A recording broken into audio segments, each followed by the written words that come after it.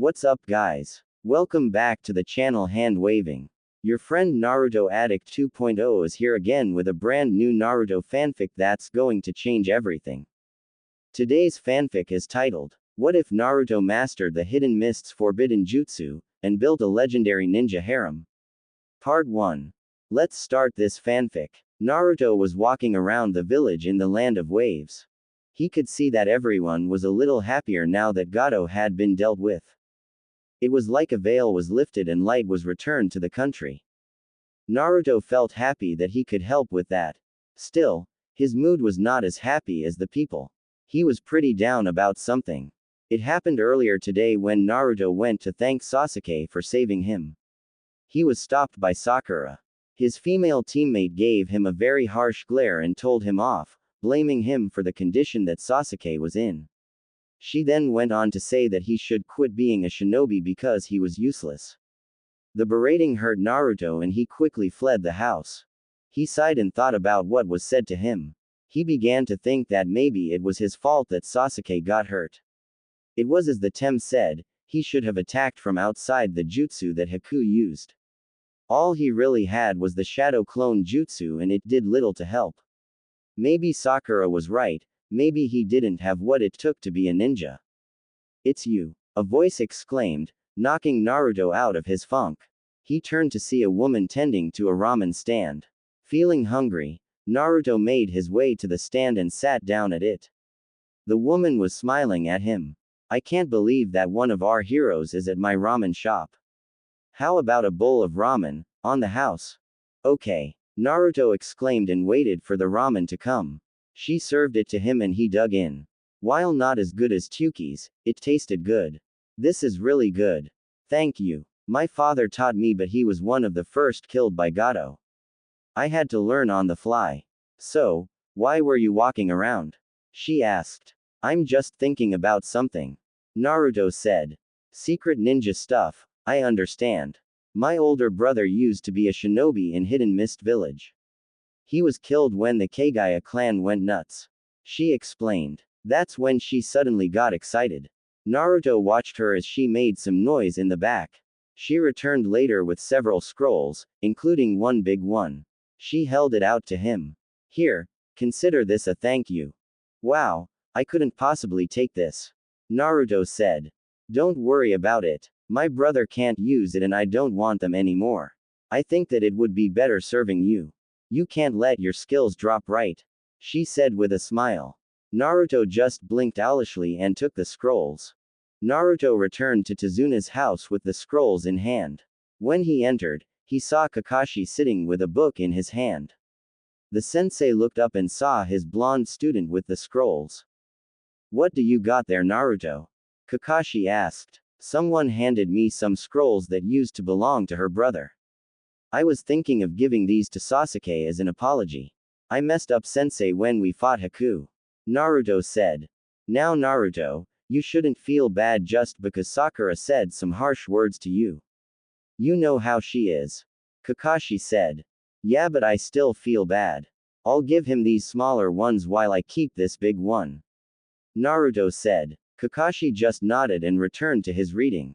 Seeing that no one was around, Naruto steeled himself before sitting across from his sensei. Hey sensei, if I ask you a serious question, will you give me an honest answer?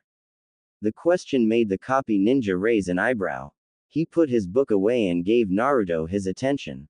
What do you want to know, Naruto? Kakashi asked. Do I have what it takes to be a ninja sensei? Naruto asked. He was surprised that Naruto asked that question. Usually, he would brush anything that Sakura told him off and continue on. Sakura's words must have really stuck with him. He saw that he was waiting and faced him. You don't really fit the mold of a ninja, Naruto. You're loud, brash and exposed. You don't use your head and tend to rush into things. Your chakra control is still pretty bad, but that is because you have so much of it. Your shadow clone jutsu is impressive, but you should be a bit more diverse in jutsu. Kakashi said. Naruto looked down at that explanation. Still, you come up with these amazing plans out of nowhere. You are great when it comes to group battles. I can count on you if things get bad. You have the potential to become great Naruto, you just have to focus. You really think I can be great? Naruto asked. I truly and honestly think that you can become great Naruto. Kakashi said with an eye smile. He ruffled the boy's hair and was happy to see him smile. After a week, the team returned to Konoha. After speaking with the Hokage, Kakashi allowed the team to rest for the week. Naruto took this time to follow some advice that Kakashi gave him. He went to see Iruka, who decided to give him some books. They were books on taijutsu, chakra control, genjutsu detection and other various things. Iruka helped him and became his tutor. It was rough but Naruto stuck to it. He was now sitting on a park bench, looking through a taijutsu manual. The manual had several styles but Naruto found them to be too hard or too stupid. He sighed in frustration and wondered what the hell he was going to do. Suddenly a shadow fell over him. Naruto looked up to see Shikamaru standing before him. Hey Naruto, what are you doing with a book? Shikamaru asked. What do you think I'm doing? I was reading. Naruto said. No really, what are you doing with a book? Shikamaru asked again. You think that you're so funny, don't ya? Anyway, I was looking through this manual to find a taijutsu style that would fit me. Iruka-sensei is helping me relearn the academy style but that just doesn't suit me. Naruto said. Well, good luck with that. Shikamaru said and was about to walk off when Naruto stopped him. Hey, do you know anyone who is good at taijutsu? Naruto asked. Shikamaru paused for a while before looking at him. My sensei, Asuma, is pretty good. I can take you to him if you want. Shikamaru said. Yeah, that would be really helpful Shikamaru. Naruto said. He stood and followed the Nara air. So, you're looking for a style that would suit you? Asuma asked. He had a cigarette in his mouth as he faced the two boys. He was surprised that Shikamaru seeked him out until he told him the reason. He looked Naruto over and attempted to decide on what to do. What about asking Kakashi for help? I would if I could find him. I thought I had him when he went to that store but it turned out to be a straw dummy. I'm using that as a punching bag. Naruto explained. Well, I don't know what can help you with. Truth is, I'm not the best taijutsu fighter out here. Asuma informed him. Well, do you mind if we spar and you can tell me what I need work on? Naruto asked. Asuma nodded and the two took fighting stance. The spar lasted for a while as Naruto threw punches and kicks at the bearded Jonin. Asuma was impressed that the boy barely looked winded but he was concerned about Naruto's fighting style, if you could call it that. He would have to ask his father to look into the academy teachers. After another 10 minutes, Asuma called for a stop. Naruto was a little confused by why he stopped the spar. What's wrong? I still have some energy to burn. Naruto said. Yes, I know but I have seen enough Naruto. Just out of curiosity, who was your taijutsu instructor? Asuma asked. It was Mizuki. Naruto answered with a tone. Asuma nodded his head in understanding. Okay, here are the facts Naruto.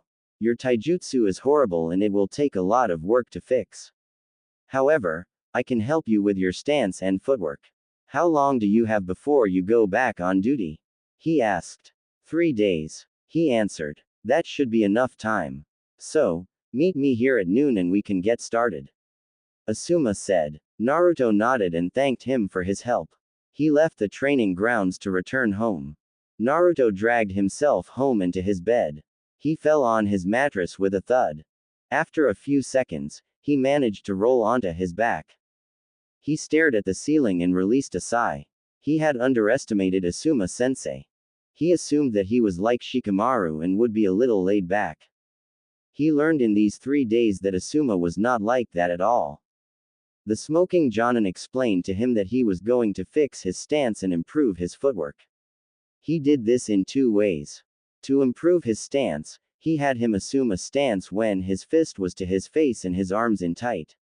His feet were apart slightly. This was to help his defensives as he was not allow any tennis balls to hit his chest or face. Asuma threw the balls at various speeds, confusing and annoying him. He was getting better but was far from perfect. To improve his footwork, He used the same method, only Naruto had to avoid the tennis balls while in the stance Asuma taught him. He enlisted the help of Choji and Shikamaru. The balls came at him at various speeds and volumes, forcing Naruto to move faster. He would trip up and get bombarded, but he also improved bit by bit. What made these exercises so exhausting was that they didn't stop until he dropped. Since he always had such high stamina, the exercises seemed to go on forever. Still, he was thankful for the training and promised to keep up with it. The shadow clone jutsu would help him greatly. As he laid on his bed, he turned and looked at the wooden scroll he picked up in the wave. He had forgot about that scroll when he got into his training. He forced himself to get up and made his way to the scroll. He unrolled it and was surprised to see a symbol. It looked like a big circle with several rings within it. Under it were 9 red magatama. He was very confused until he read the words next to it. To my sons and or descendants. My name is Chishiki, known as the Sage of the Six Paths. This scroll is my will and testament to my descendants who will one day gain the eyes of a god. Use this scroll and let my knowledge help you in mastering your new powers. May this scroll also help you in life. Do not allow your power to corrupt the good that I brought to the world. May this help you find and understand everyone and all things. I wish you great success and longevity. Naruto was scratching his head. Who was the Sage of the Six Paths? Was that someone they talked about in class?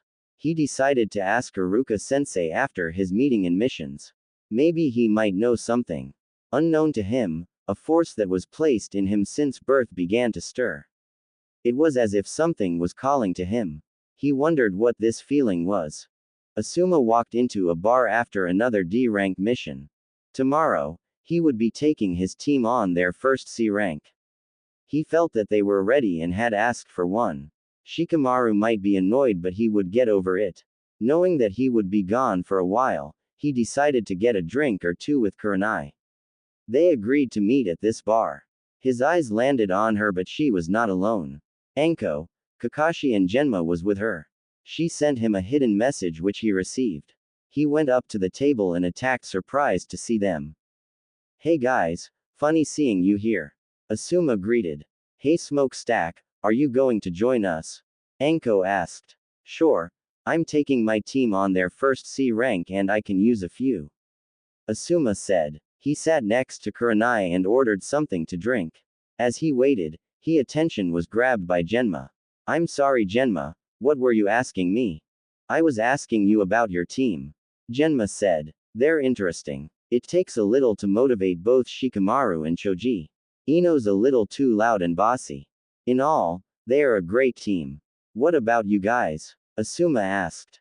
Hinata is still a bit shy, but she is improving. Kiba is way too brash and it is a headache to deal with him. Shino is my most trusted student, but I wish he would open up more. They all have the ability to be a great team. Kurenai said. My team needs a bit of work. Sasuke is arrogant and believes his team to be a burden. Sakura is still very much a fangirl and does not take things seriously.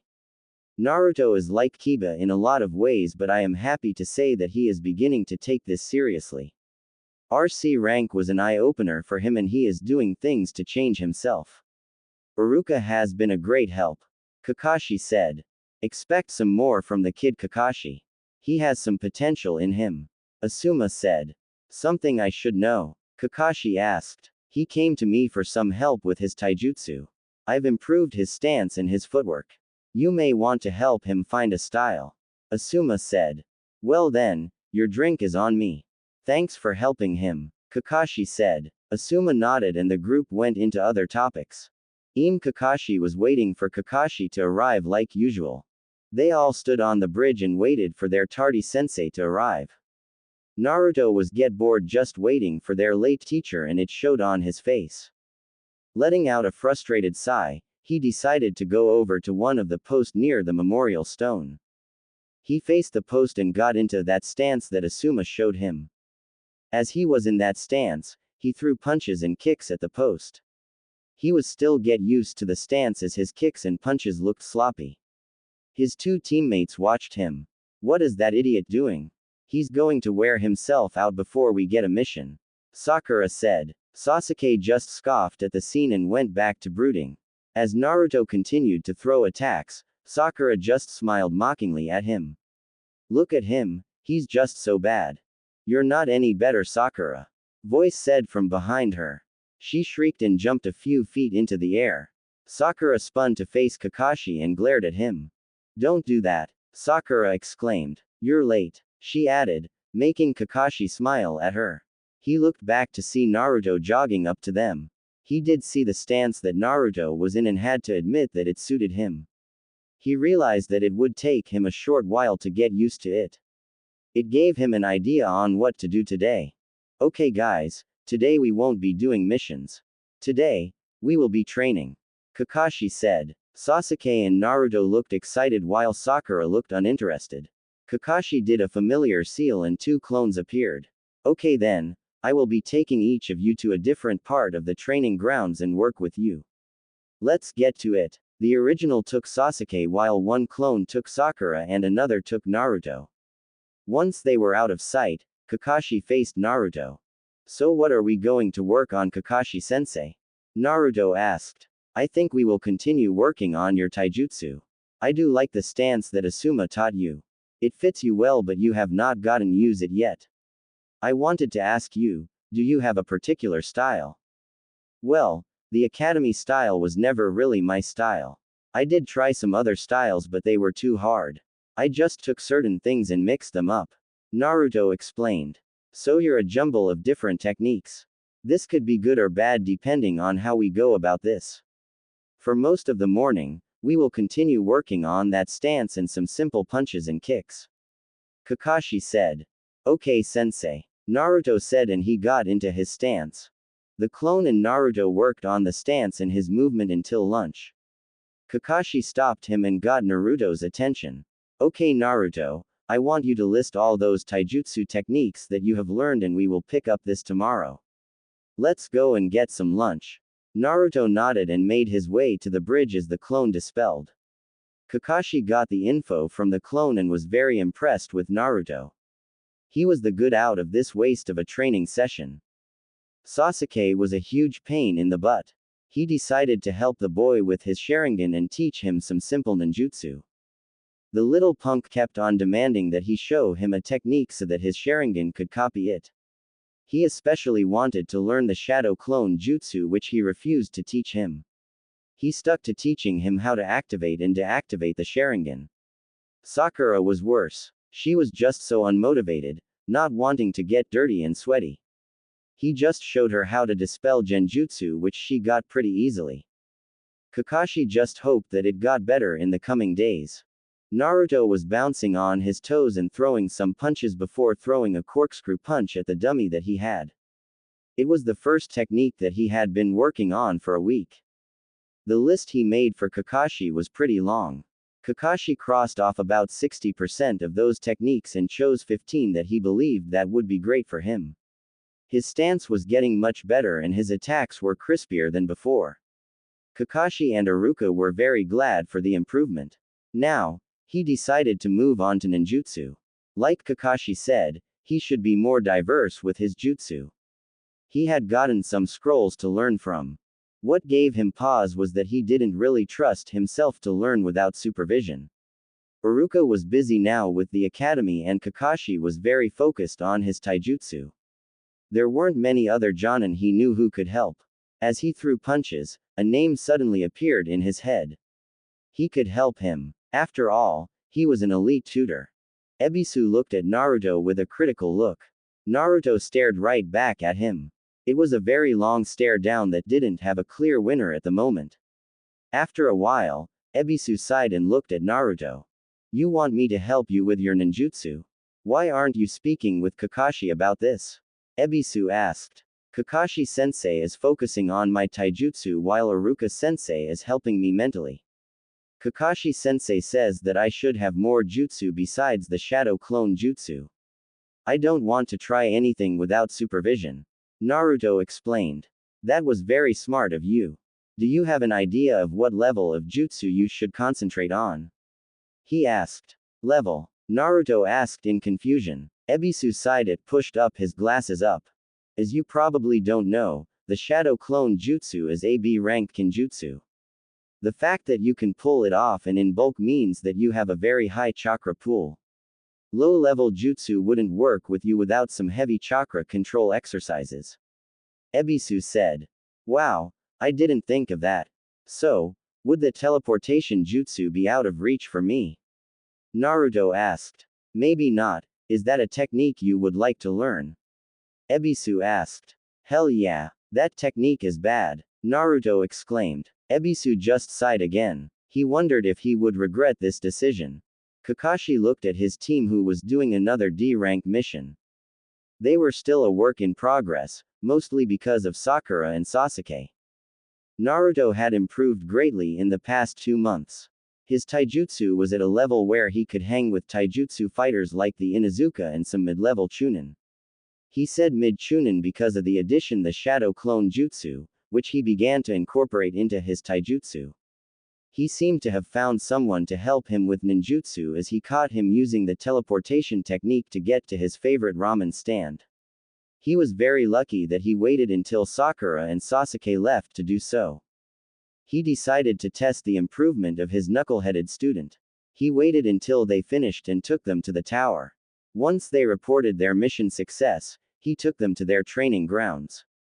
Alright, my cute little genin, we're going to have a friendly spar to see where you're at. Up first, Naruto and Sasuke. Kakashi said. Sasuke scoffed at Naruto, but Naruto was pretty excited to test his newfound skills. Alright, this is a taijutsu only match. No strong blows or crippling attacks. Understood. Both boys nodded and got set in their stances.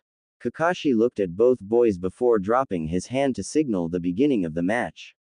Sasuke wasted no time in trying to take out Naruto. The blonde dodged the fast attack and started bouncing on his toes. Sasuke continued to attack Naruto, but none of his punches or kicks was getting through Naruto's defense. It was beginning to frustrate the last Uchiha. Naruto was just testing the Rookie of the Year, mostly because he was taking Kakashi's words to heart. He really had to fight the urge to rush in and was playing it cool. He was very surprised that Sasuke had so many holes in his attack. He decided to show him just how big those holes were. Sasuke threw a punch at Naruto. He moved into Sasuke's guard and caught him in the side with a hook. He then hit Sasuke with a jab that surprised Sasuke. He finished the combo with a straight kick to his chest. Sasuke hit the ground but rolled to his feet. He growled and charged at him again. Dodging his first 2 punches, Naruto landed 2 punches of his own. He dodged and countered every attack Sasuke threw. It was beginning to greatly piss off Sasuke that he was getting embarrassed like this by the dead last. He activated his Sharingan and glared at the blonde. Naruto saw this and readied himself for a tougher spar. Sasuke increased his speed and pressure. Naruto was hard-pressed to keep up with Sasuke. Still, he was able to land some shots that made Sasuke pause and retreat. He suddenly a punch that Sasuke overreached and lashed out with a kick to the gut. Sasuke was sent flying and hit the ground with a thud. Sasuke stood and snarled at him. He started to do hand seals but was stopped by Kakashi, who grabbed his arms and placed them behind Sasuke. It was the same position that Kakashi placed him in during the bell test. That will be enough of that. Naruto is the winner of the spar via disqualification. Kakashi said. What? But you interfered in the match.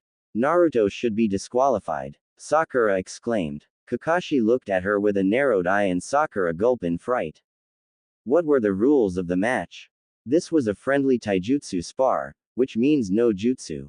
Sasuke was about to use a jutsu just because he was not getting his way and got frustrated.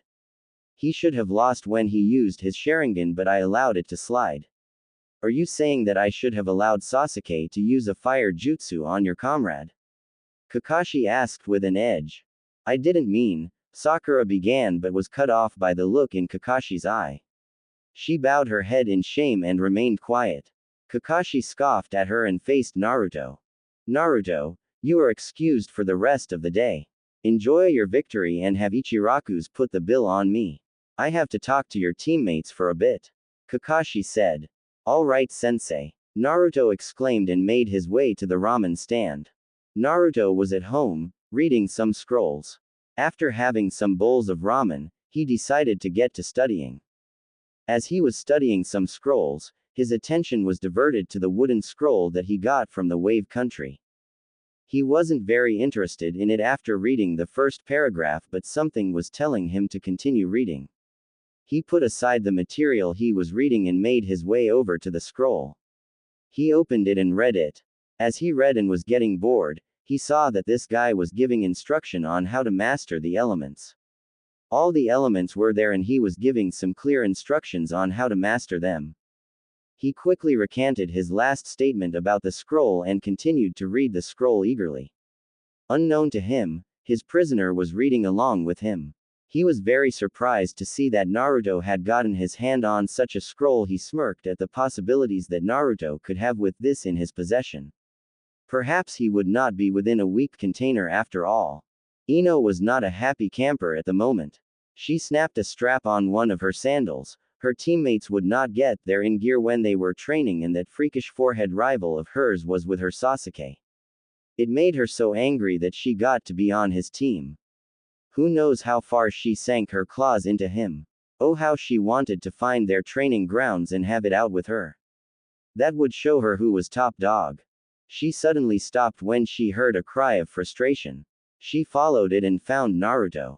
He was currently in a horse stance and holding a leaf with his two hands. She watched him for a while and chuckled softly as it looked like the guy was constipated. She watched him release another cry of frustration before falling onto his back. She just sighed and walked away from the area. Whatever that moron was doing, she didn't want to be involved with it. Kakashi watched as his team worked on a fence. He had his book in his pouch this time as he did not wish for any screw-ups. It had been a week since the spar and he couldn't believe how things had gotten. The issue was his two other students trying to bully their teammate. He just sighed as he could not believe the behavior of the Rookie of the Year and Top Kunoichi. It started when Sasuke challenged Naruto for a rematch without his knowledge. He was very happy when Naruto did not fight him and let Sasuke know that it wasn't going to happen unless he was there. Sasuke called him a coward, but Naruto did not take the bait. Sakura relentlessly berated Naruto for hitting Sasuke. It got to the point that Naruto got tired of it and told her to leave him alone. Sakura did not take kindly to that and attempted to hit him. The keyword being attempted as Naruto dodged her punch. She tried again but Naruto blocked it. After another punch, Naruto slipped into her defense and swept her leg from under her, sending her to the ground. Sakura and Naruto were surprised by it. Naruto tried to apologize but Sakura wasn't listening. He could see that Naruto was down about it, but he hoped that it would end his little crush on her. Lucky for him, Naruto was not frustrated by the actions of his teammates. He just kept on improving his skills, becoming a much better ninja. Iruka helped him out mentally when he had time. When he could not help him, Ebisu stepped in and helped. This would be because Kakashi asked him to, telling the elite instructor that he would help Naruto with his jutsu. In addition, in helping Naruto with his taijutsu, he taught Naruto the water clone jutsu and the earth style, underground move jutsu. It truly helped the young blonde come up with some incredible ideas. While proud of this development, he was worried about the team. Because of that spar, their teamwork had dropped rapidly. It wasn't Naruto's fault, but he was concerned that Sasuke and Sakura may do something that would completely destroy the team. He didn't know what he would think about that. He just hoped that Sasuke got over his loss to Naruto so that the team could function well. Naruto was get very frustrated with this damn exercise. He was doing all the things that the scroll had told him to do. How hard could this really be? He so wanted to control fire because he had a dream of launching balls of fire from his hands. Yet this exercise was getting annoying. As the scroll said, he was to hold a leaf in between his fingers after he lit the middle of it with a match. He was to send his chakra into the leaf and keep the leaf from burning through. He also had to do some type of breath to match his chakra. It sounded so easy, but he found out that it was incredibly hard. After another failure, he let out a loud shout. That shout attracted the attention of a certain blonde-haired kunoichi. "Geez, Naruto, must you be so loud?" Ino asked. Naruto looked at her and wondered what she was doing here. "Hey Ino, what are you doing here?" Naruto asked. "I pass by this place on my way home." "What are you doing?" Ino asked. "Training. This new exercise is kicking my. I want to figure this out on my own, but I might have to ask Kakashi-sensei for his advice." Naruto said. "If I was you, I would ask everyone for help. You are the dead last after all." Ino said with a smirk. "Does that make you feel superior or something?" Naruto asked with a frown. While he knew that he was a poor student, he had made great strides in getting better. Iruka, Ebisu and Kakashi had said so. Ino noticed the tone and she did not like how he spoke to her. "You just need to accept your shortcomings, Naruto. You're just not that good," Ino said smugly. This is coming from a girl who has a family of shinobi and lost out to Sakura for top kunoichi. Naruto countered. Ino balled her fist and glared at Naruto. "Hey," Ino began, but she was cut off by Naruto. "Look, I'm really busy in becoming a better ninja so that I help my team. So, I'm going to leave and let you get back to fixing your hair for the tem," Naruto said. With a wave, Naruto used the teleportation jutsu to leave. Ino was shocked, but it was not by Naruto using that technique. It was because the dead last had just told her off, then interrupted her and finally ignored her. Her shock quickly turned in anger. She would not allow this to stand. The next time she saw the blonde, he was going to get an earful and a beating. No one blew Ino Yamanaka off and got away with it. "Is something the matter, Naruto?" Iruka asked him. "Nah, it's probably nothing," Naruto said. Honestly, he felt a cold shiver go up his spine. It was as if death was after him. He shrugged it off and faced Iruka. He ran into the Chunin after he escaped Ino. The instructor offered to treat him to some ramen and he accepted. Still, it did not stop him for his current thoughts. "Hey sensei, do you know what your nature affinity is?" Iruka blinked at the question but decided to answer. "Actually, I do not know my nature affinity." "That's a little out of your realm, Naruto. While you have been improving, that is a Jonin exercise," Iruka said. "But Iruka-sensei," Naruto whined. "If I can finally get this exercise down, I could be slinging fire around like that. The scroll that I read it from has exercises on how to do for all the elements." Iruka was confused by what he said. He never got him a scroll with that type of information. "What scroll?" Iruka asked. Hiruzen looked at the scroll and was mildly surprised. In his office, Iruka and Kakashi stood with him. Hiruzen rolled up the scroll and put it down on his desk. "He certainly has the luck of his mother. When did get this scroll?" Hiruzen asked. "It was during our mission in the Wave Country. I must apologize, Lord Hokage. I should have checked the scroll," Kakashi said. "It does not matter. However, we have our hands on a great piece of history. I always thought that the Sage of the Six Paths was a myth," Hiruzen said. "So what do we do about Naruto? He seems certain that he would be getting that back," Iruka said. "I will explain it to him why I will hold it for him. When you feel that he is ready to learn about his affinity Kakashi, I will give it back to him. It is his by right and it would further his understanding of ninjutsu. Just bring him by later," Hiruzen ordered. The two nodded and left. It would be an hour later, when Naruto was brought before the Hokage. The boy stood in front of him. "You wanted to see me, old man?" Naruto asked. "Yes, Naruto. It is about your scroll. I wanted to let you know that I will be holding onto it for a while," Hiruzen said. "But," Naruto began but was stopped by Hiruzen. "Naruto, the contents of this scroll is very valuable. If anyone knew that you had a scroll such as this, it could bring you untold troubles," Hiruzen said. "How could that be? It's a shinobi's last will and testament." "Who is this guy?" Naruto asked with annoyance. "He is the birth father of the jutsu we use today." Seeing the surprise on Naruto's face, Hiruzen continued. "Yes, Naruto, You are the owner of the scroll of the Sage of the Six Paths, also known as the God of Shinobi. Do you understand the importance of this scroll? Naruto just nodded at the question. Good. I am not taking it from you, Naruto.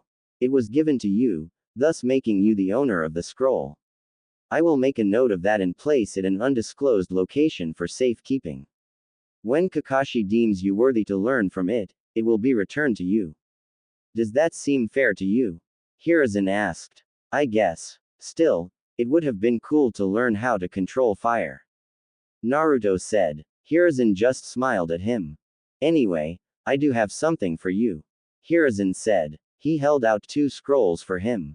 Naruto looked at the scrolls and back at Hiruzen. They contain 2 techniques from 2 very dear people. I believe that it would be happy to see those techniques used again. Wow, what are they? Naruto asked with excitement. One is called the ninja art, Shuriken Shadow Clone Jutsu. This can be used with kunai as well. The other is called the ninja art, Whirlpool Vortex. This is so awesome. Thanks a lot, old man. Naruto said and ran out of the office to get started on his new techniques. Hiruzen just smiled at him. He looked at the Yondaime's picture with a smile. Minato, Kushina, may those 2 techniques help your son grow. He whispered. Naruto spared with Kakashi. The Jonin was just defending, but he was very impressed with his blonde student. Within 2 months, he had become a very good ninja. His library of jutsu had grown, his taijutsu was great, he was able to tell that he was in a genjutsu and his tactics was impressive. His brash attitude was toned down some and he was serious when the time called for it. If he was honest with himself, Naruto could make Chunin should he take the exam. Kakashi caught Naruto's fist and flipped him onto his back. Naruto let loose and laid there for a while. Kakashi gave him a smile. That was pretty good, Naruto. Was that a combination of the teleportation jutsu and clone jutsu? Kakashi said. Nah, I was reading up on one of the Tem's relatives.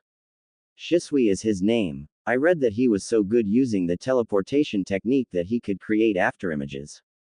I'm still not as fast as him, but I'll get there. Naruto said. Don't mention that in front of Sasuke, however. He might not appreciate that. Kakashi said. He needs to just chill out. He and Sakura both need to. I don't understand what their problem is. Naruto said. He was at his wit's end with the 2. Sasuke just kept asking him for another spar. He got that spar about 2 weeks ago. He was allowed to use his Sharingan this time. He admitted that fighting Sasuke was a lot more difficult with it on, but he was narrowly able to pull out a victory. That did not sit well with the last Uchiha who looked ready to roast him. Since then, he could feel the brooder following him. Sakura was worst. He didn't know why she was getting on him just because he beat Sasuke. She would berate him and even made a comment that hurt him greatly. He still liked her, but it was fading fast. The one thing that changed was that she did not try to hit him anymore. He also removed the chan from the end of her name. He just couldn't understand why they were acting like he was the enemy. Shouldn't they be happy that he was improving? Don't worry about it, Naruto. Just leave them alone for a while and they would come around. Kakashi said. I hope that you're right, Kakashi-sensei. Naruto said. Naruto was walking toward Ichiraku's after another mission. He idly wondered if he had forgotten something that he promised someone. He shrugged it off as it probably wasn't important. As he continued on his way, he heard Konohamaru's voice. Worried about his friend, he made his way over to where he heard the voice. He arrived to see Konohamaru being chased by Sakura.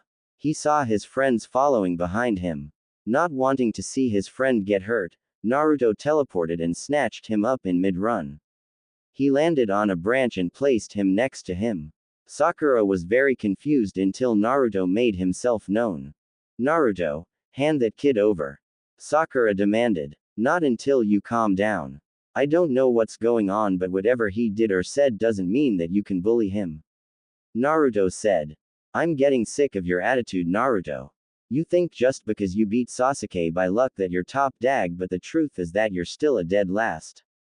Sakura spat. At least I'm doing something. You're considered the top kunoichi, but you just as bad as Ino is. Maybe if you put a little effort into your training, you wouldn't be so far behind me or Sasuke. Naruto spat right back. Sakura was seething at his words and looked ready to try something. She was stopped by an unfamiliar voice. I thought Konoha nin valued friendship and all that garbage. The male voice said. Naruto looked at the two teenagers and wondered who they were. He saw their forehead protectors and noticed that they were from Suna.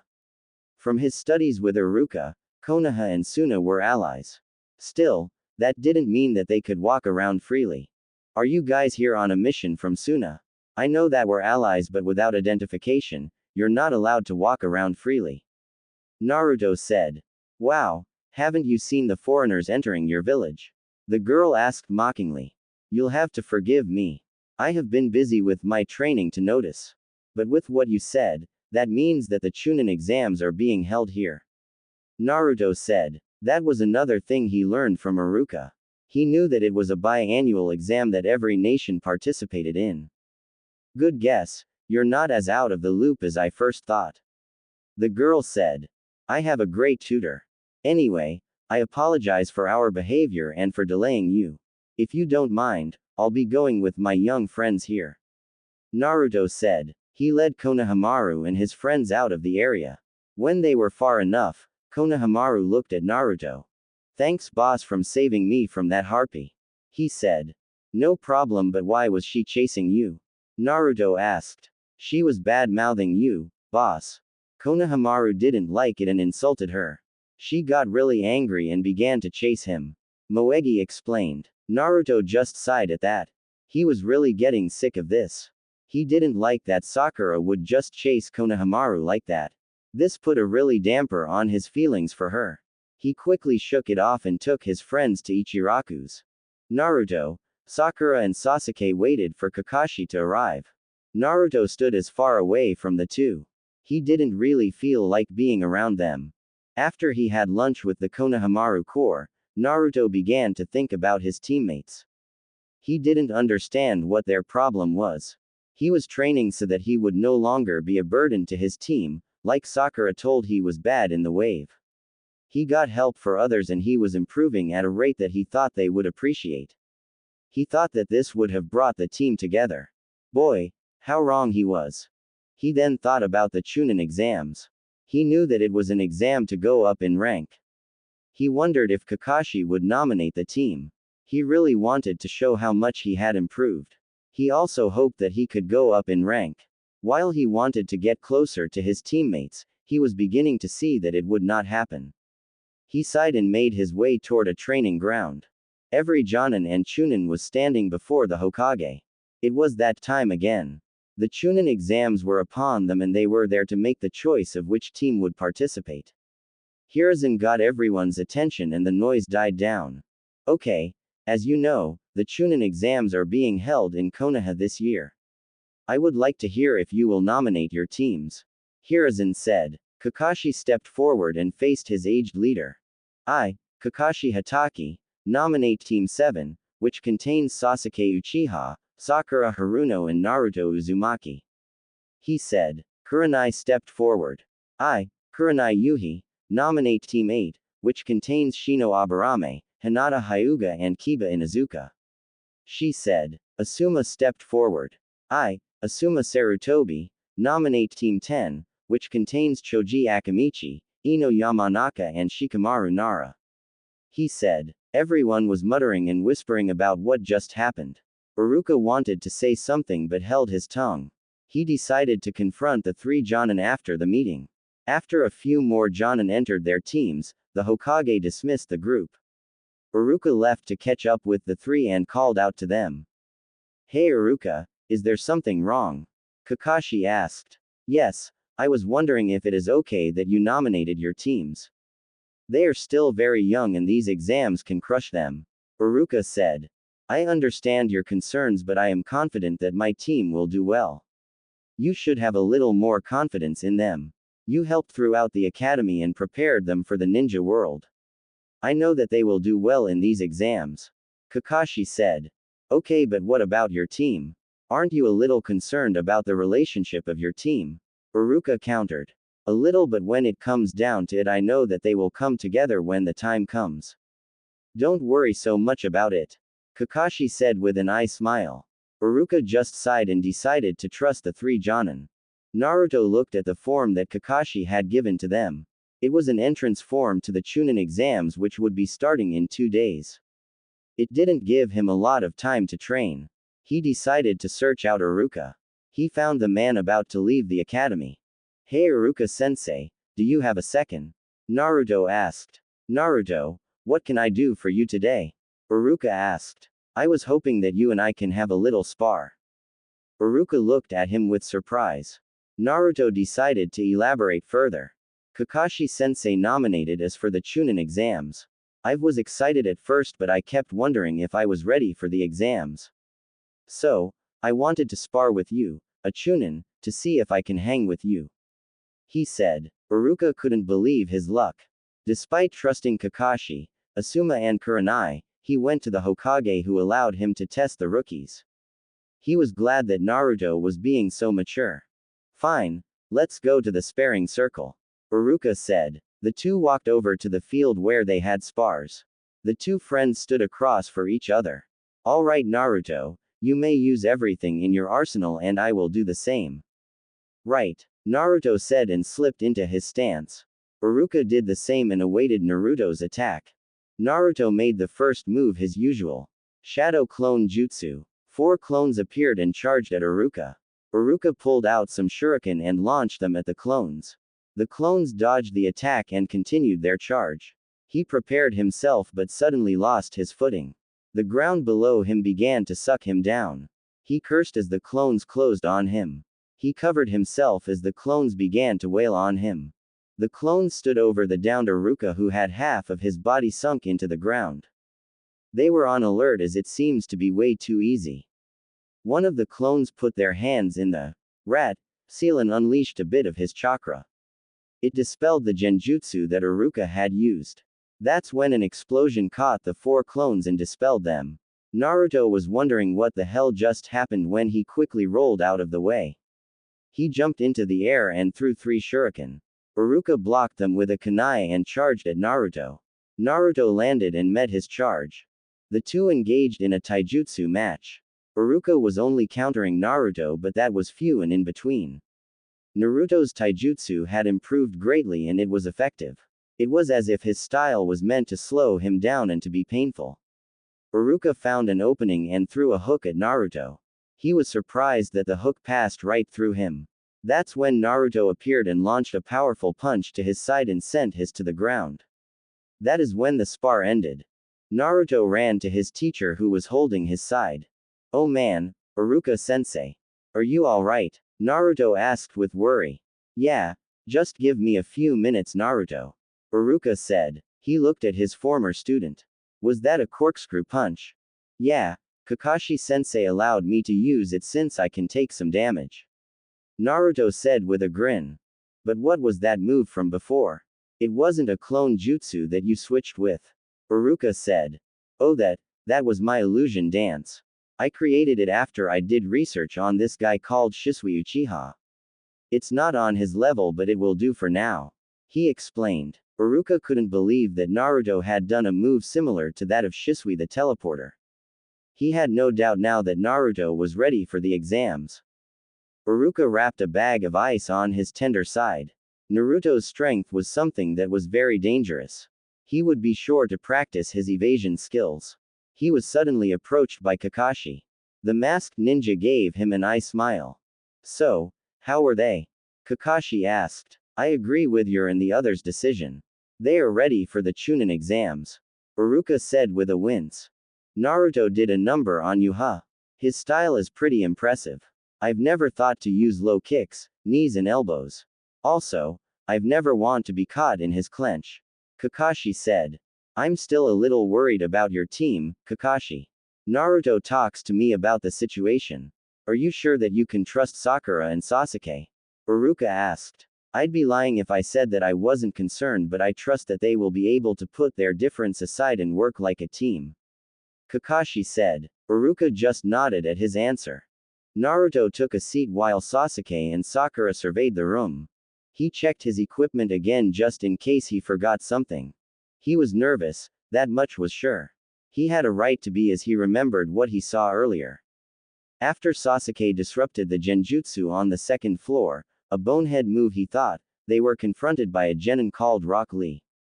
The spandex-wearing shinobi challenged Sasuke to spar. Naruto tried to stop it but Sasuke wouldn't listen. In the end, Sasuke was soundly beaten by the genin. What Naruto took for it was that there was some very tough competition in these exams.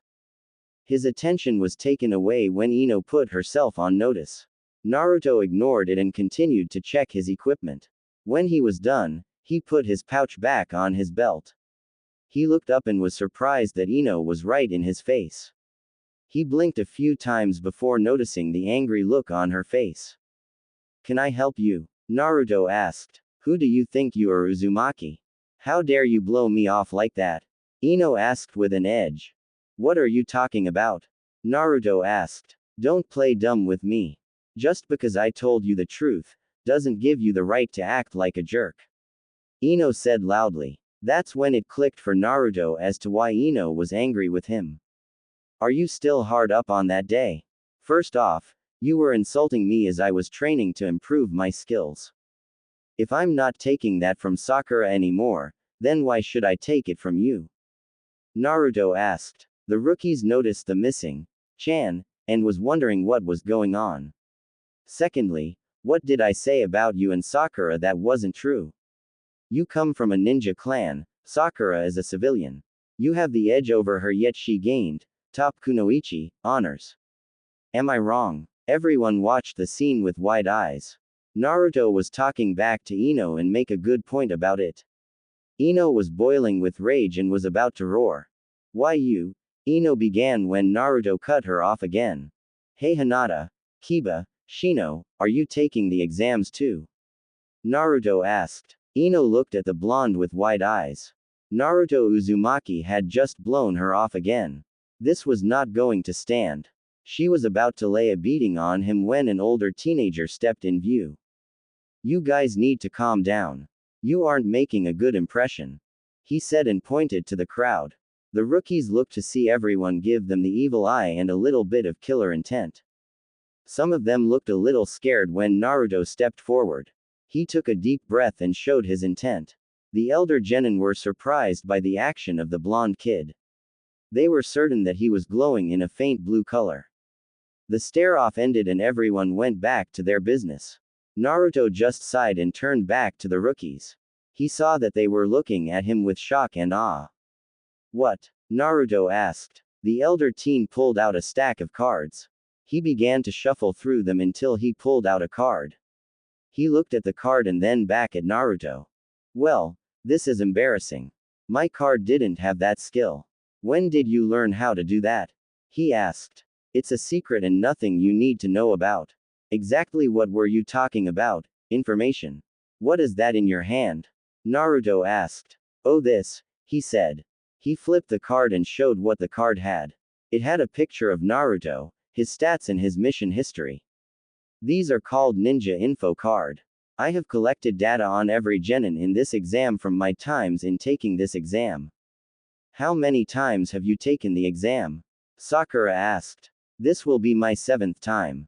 The name is Kabuto Yakushi by the way," he answered. "7th time? You must really suck." Kiba mocked. "I assure you that the exam is very difficult. I would not be so in thinking that you would have an easy time." Kabuto said. "These cards, you have information on everyone in this room?" Sasuke asked. "Yeah, even the rookies." "Why? Are you interested in someone?" Kabuto asked. "Rock Lee of Konoha and Gaara of the desert." Sasuke said. "That's no fun. You know their names." Kabuto said. He shuffled through his deck and pulled out 2 cards. "Here they are.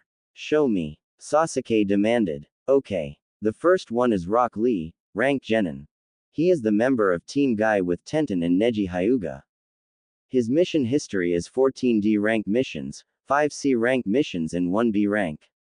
He has no talent in genjutsu and ninjutsu but his taijutsu skills are off the charts. The second on is Gaara of the desert, rank genin. He is the member of Team Baki with his siblings, Tamari and Kankuro. His mission history is 0D rank missions, 5C rank missions, 5B rank missions and 2A rank missions. On each mission, he has come back from without a scratch on him. Kabuto told the group. Naruto was shocked at this. Seeing the picture, he turned to face the one called Gaara. He saw that he was wearing a black full-body suit with t-shirt-like sleeves, 3/4 length legs, and an open neck. With this, he wore a white cloth over his right shoulder and the left side of his hips, and a wide leather band system over the left shoulder and right side of his hips. With this leather band, he carried around his gourd that contains his sand. He also wrapped his forehead protector over the band. He saw the rings around his eyes and the look that promised pain should anyone crossed him. He looked very dangerous but couldn't understand how he could do such mission and now receive an injury. Did he have some type of defense that was not known? He had read about the third cage from his studies with Iruka and how he had a similar defense. He was so into his thoughts that he missed Kabuto getting attacked. He was brought out of them when several Chunin and one Jonin alerted everyone. The Chunin exams were about to begin. Naruto let out a sigh of relief when they left the academy room. He sighed because he was happy that he was able to get past the first part of the Chunin exams. When it was discovered that it was a written exam, he nearly had a heart attack. Despite Iruka's help, Naruto was still woefully underprepared. He just wasn't that book smart. He did enjoy learning from Jutsu scrolls and tactic scrolls, but stuff like history, economics and politics just bored him to death. When he saw the test, he almost had another heart attack. There was no way that he could answer any of these questions. He knew that he had to cheat. He was able to do a clever switch with someone 2 seats in front of him. He had to first create a diversion in which he got a ninja from Takigakure and a ninja from Omegakure get into a little brawl. He then created a clone and had it transform into Akamaru. The clone then bit the guy he was going to steal from. His clone dispelled and he was able to switch papers. Kiba got the blame and had 2 points deducted. Naruto was a little uneasy about that since Hinata sat right by him, but he wasn't going to be the one to get his team kicked out so soon. After a mental attack by the first examiner, he told everyone that they passed and the hidden meaning behind the test. He was surprised that they wanted them to cheat. He was very glad that Ibiki did not call him out on his little plan even though he said that it was genius. When he finished his explanation, a black ball crashed through the window. The ball unraveled and appeared was a very looking woman. The banner behind her introduced her as Anko Mitarashi, the second examiner. As a joke, he put up a card that had an 8.5 score on it. She actually pouted at the score. She berated Ibiki for the amount of teams left and told everyone that she was going to cut that down to half. She led them all to a training ground. The place had to be special as it was surrounded by a gate with barbed wire on the top of it. Anko told them that this was training ground 44, A.K.A. the Forest of Death. That did little to ease Naruto's nerves. Anko began to explain the test. It looked like they were going to be on a 5-day, seek and capture mission. The thing that they need to capture was the opposite scroll that each team was given. One was called the Heaven scroll and the other was called the Earth scroll. She also had out waivers as killing would be allowed in this part of the test. After the explanation, Anko gave some advice that just made everyone worry a little more. Team 7 entered a tent which hid everyone from view. They received the Heaven scroll, which meant that they had to get the Earth scroll. Sasuke immediately put himself as leader and he did not argue with him. He needed to at least be civil with him and Sakura as they would need to be a team for this part of the exam. He did switch scrolls, placing their scroll in Sakura's pouch. It made sense since no one would expect Sakura of having the scroll. Anyone who opened that scroll would be in for a nasty surprise. They were led to their gate and waited for the exam to begin. The Chunin at their gate unlocked it and opened the gates wide. They shot in without pause. It had been almost an hour since they entered the forest and Naruto wondered if he should have fought Sasuke for leadership. He figured that he had a plan, but his plan was to walk around until they found someone with their scroll. To him, it was a bad idea. He looked to his left and let out an annoyed sigh. Hey, I'm going to take a leak. Naruto said. Ew, don't say such things in front of a lady idiot. Sakura exclaimed. Hey, maybe you should tone it down a bit. We're in a forest filled with people who would love to kill us. Naruto said sarcastically. He walked away and entered the bush. Sakura huffed and made some comment about the blonde. It didn't take long before Naruto returned. Alright then, let's get going. Naruto said. Sasuke nodded and they began to leave. 2 seconds later, Sasuke attacked Naruto. Naruto was very surprised by the attack and was caught off guard. A spin kick to his jaw sent him flying into a tree.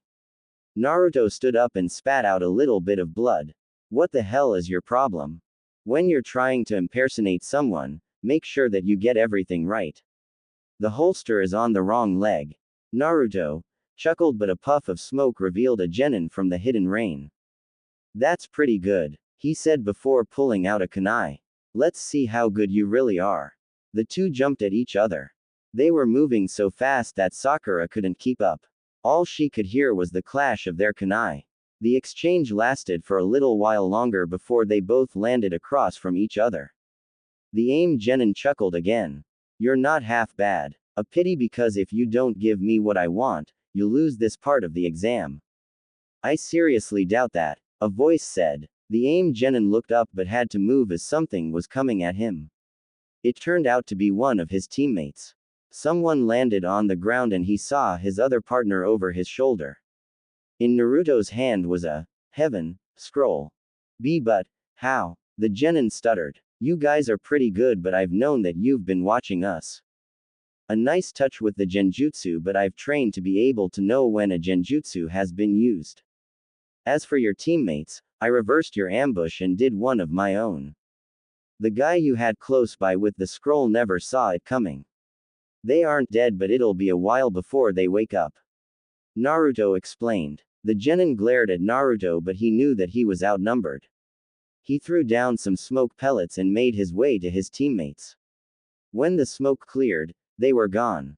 Naruto smirked at his team and pocketed the extra heaven scroll. His smirk fell when Sakura got in his face and berated him.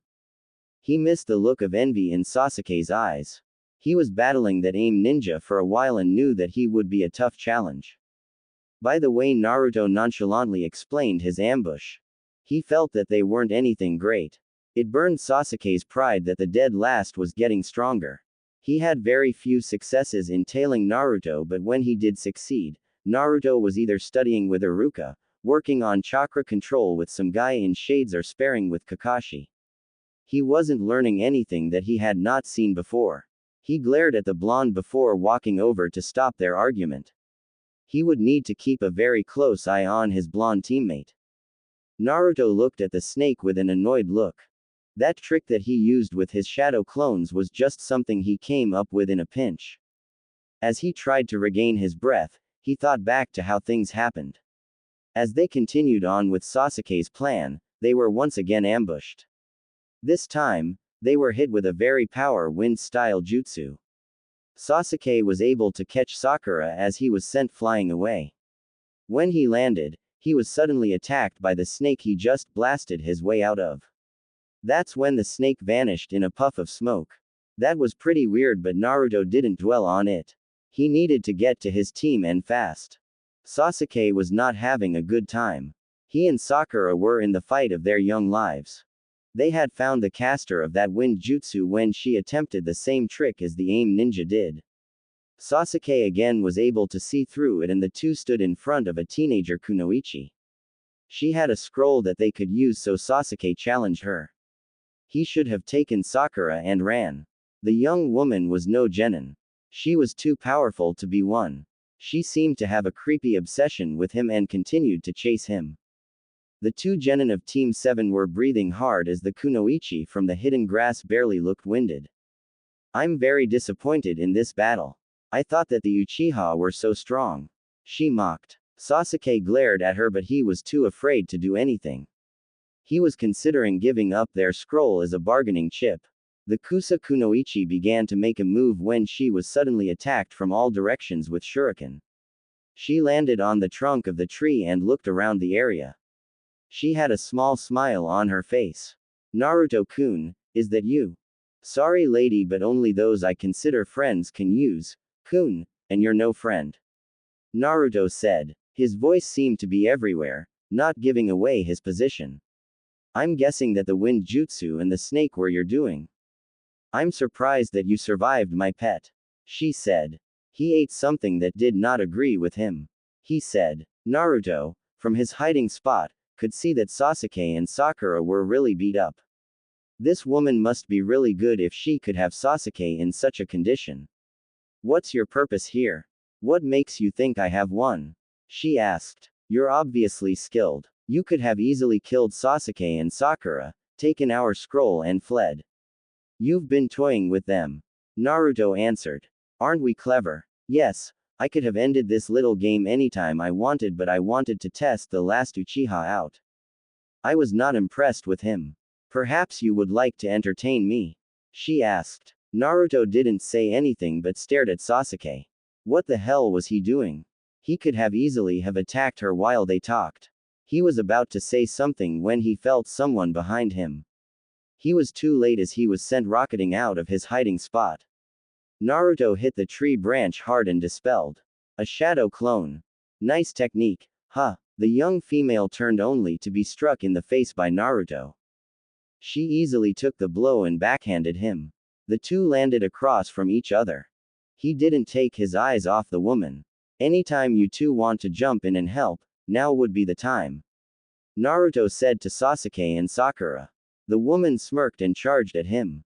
She had to once again dodge another round shuriken. She blocked Naruto's roundhouse and lashed out with an elbow. Naruto blocked the elbow, but the power behind it sent him flying. She flipped in midair but was suddenly driven into the ground by another clone. 5 clones came out and attacked her. Naruto turned his attention toward Sasuke and Sakura.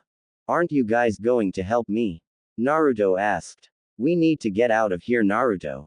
She'll pick us apart, Sakura exclaimed. We have to slow her down first. She no genin and my clones will not last long. We need wound her enough so that we can escape. Naruto explained.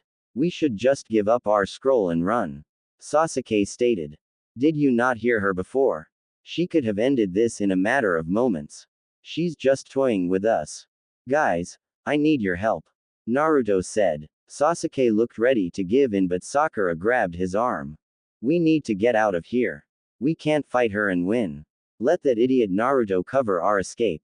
Sakura said. Sasuke was surprised by what she was saying. She was ready to abandon Naruto just like that. Naruto was curious about what was taking so long when he had to dodge. He cursed and whipped out a kunai. He launched it at the girl. Ninja art.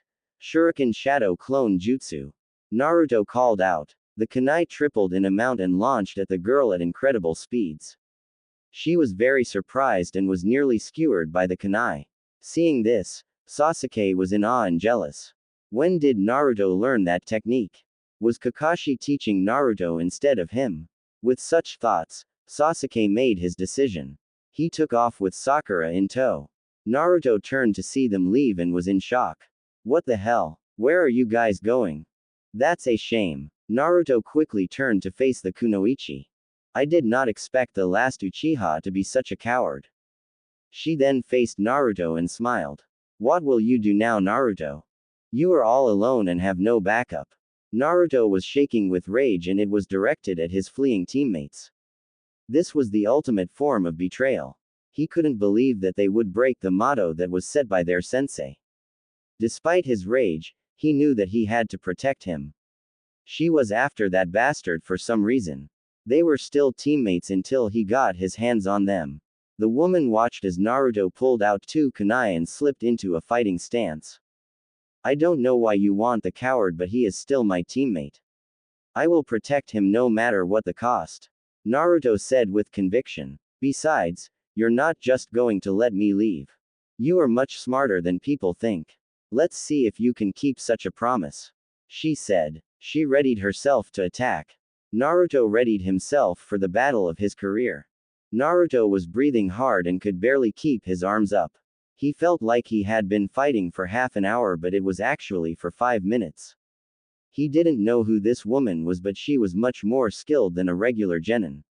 She was just toying with him and enjoying it. He had not been able to land a critical blow on her. He needed to do something fast. The woman charged at him again. Naruto readied himself as she attacked him. The attack was fierce, but Naruto managed to only get minor injuries. He managed to kick her in the face and got some separation. He threw another shuriken and did some seals. Ninja art. Shuriken Shadow Clone Jutsu. He called out. The one turned into hundreds and converged on the teenage girl. She immediately summoned a snake that coiled around her and protected her from the barrage. Naruto knew that he was running out of time and had to do something now. He looked to the ground and suddenly got an idea. He would need to use a lot of chakra, but it was his only chance. Naruto stood on the side of a tree before running up the side of it. He entered the leaves and hid. The girl smiled and was about to give chase when she heard him call out. Multiple Shadow Clone Jutsu. Naruto shouted. The girl was surprised at the sheer number of clones. The amount blocked out the sun. Each clone threw a shuriken at the girl. She suddenly realized what the boy was planning. She was too late, however, when he called out his shuriken attack. There was no way to avoid or dodge. She was consumed in steel, as was the area. The number of projectiles ripped through branches and sent them all to the ground along with the teenager girl. When it was over, the ground was covered with black steel and the teenage girl was in pieces. Naruto dispelled his clones and landed on the ground. He winced and held his head as he got one of the worst headaches ever. He fought through it and walked over to the body. Naruto looked a little sick at the corpse. It was his first kill after all. Is this your first kill? The girl's head said, making Naruto's eyes widen in shock. They got even wider when he was stabbed in the back. The grass kunoichi on the ground dissolved into mud while the real grass kunoichi held the kunai that was in Naruto's back. That was a great plan, boy. If you had acted a second sooner, I would not have the time to substitute with my mud clone. Lucky for you, this is only a minor wound and you will survive it. That's going to be a mistake on your part. Naruto grunted out before he popped out of existence. The woman was surprised, but not as surprised when the ground began to drag her down. Then the earth opened up and ate her. She struggled, but it was no use and she was dragged into the ground. When it was over, Naruto stepped out from behind a tree. He dropped to his knees and took several deep breaths. He figured that the grass kunoichi would have found a way to avoid his first attack, so he set up a backup plan. The ninja art. Whirlpool vortex kicked. Naruto rested for a bit as he was nearly out of chakra. That would prove to be costly as something shot out of the ground and impaled him in the chest. Naruto coughed out a bit of blood and looked down to see a sword. He looked up to see the grass kunoichi. She had a neutral look on her face. Naruto watched as she reached up to her face. He was very shocked to see her put her own face off. Once it was off, he got to see who he was dealing with. It wasn't a woman he was fighting, but a pale-faced man. He had amber eyes with slits in his pupils and purple markings around his eyes. He reached up to him and removed the sword from his chest. Naruto hit the ground with a thud. The man was about to leave when Naruto spoke. Wait, he struggled to say. The man turned back to see that his whisker marks were darkening and his pupils were slit. His blue eyes were beginning to turn red. He quickly moved and grabbed Naruto by his collar. He used his tongue and lifted his shirt. It revealed the seal that was now visible. He acted quickly and did a seal. His fingertips lit up with purple fire. 5-pronged seal. The man shouted and thrust his hand into Naruto's gut, right over the seal. Naruto let out a primal roar before succumbing to chakra exhaustion. The man looked at the boy with a sick smile. It's a shame that you are the container of the Kyuubi. With your potential, you might have been the perfect body. Either way, you have impressed me enough to reward you. Consider it a token of gratitude for such a good show. He regurgitated the earth scroll he swallowed earlier. He composed a note and attached it to the scroll. He then hid Naruto inside a tree truck before leaving. Naruto woke up later that day. He felt a small pain in his chest, but it was quickly going away. He thanked whatever god that was listening for his advanced healing. He mostly credited it to the fox. Either way, the pain was fading. He looked around and noticed that he was within a tree. He then remembered the person that he was fighting. He couldn't believe that he was fighting a man all this time. He was super tough too. His hand hit something and Naruto saw that it was an earth scroll. He saw the note attached to it. He carefully opened the note and read it. Naruto-kun, I am greatly impressed with your skills. You actually made it interesting. Congratulations on keeping me from my objective. I will have to try again at a later time. For your bravery, here is the earth scroll. You must now hurry to your teammates, or my little genin will end them on my orders. Orochimaru. Naruto just could not believe who wrote this note. He knew that he was fighting someone stronger, but he didn't think that he was fight one of the freaking Sannin he learned about from Iruka. This also made him angry at his teammates for their abandonment. Naruto quickly stood and made his way out of the tree. He had 2 people to hunt. Shikamaru couldn't believe how troublesome this situation had become. Why did Ino have to run her mouth about saving her chosen one? Now he, Choji, Ino, Sakura, Lee and Sasuke were on the ground defeated. This sound team was no joke. He had already figured out who each of them fought. The girl loved to use Senbon and could use them to cause server damage. The spiky black-haired guy could fire a combination of air waves and sound waves. The most dangerous of them was the leader. He wore a gauntlet that could amplify sound waves, causing those to pass out. Together, they made a terrible force to be dealt with. This is a joke. Even with help, the great Uchiha isn't that great. The spiky-haired boy mocked. Sasuke glared at him with all the hate he could muster. The Kunoichi aren't that much of a threat either. Such a waste. The girl added. Enough, Kin, Zaku. Let's just finish them off. The leader said. All right already Dosu, Zaku said.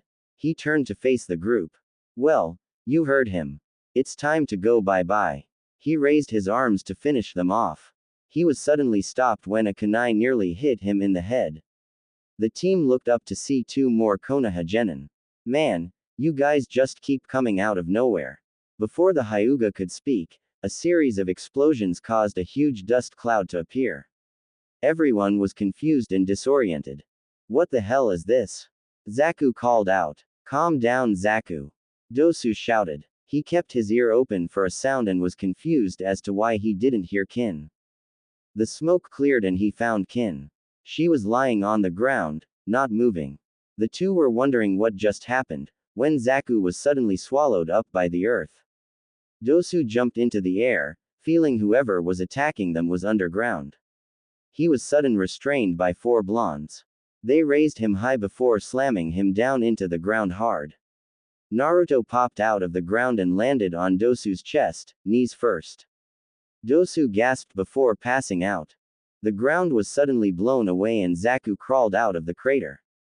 He shook the cobwebs out and looked around. He watched as Naruto got off Dosu and faced him. Who the hell are you?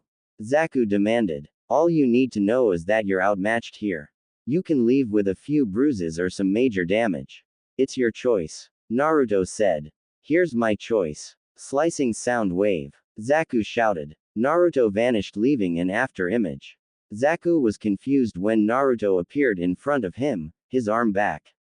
Zaku quickly fired and slicing sound wave, but he was shocked to see that it was another after image. He suddenly felt amazing pain on the side of his face.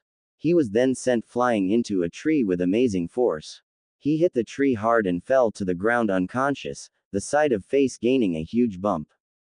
Everyone was amazed at the display.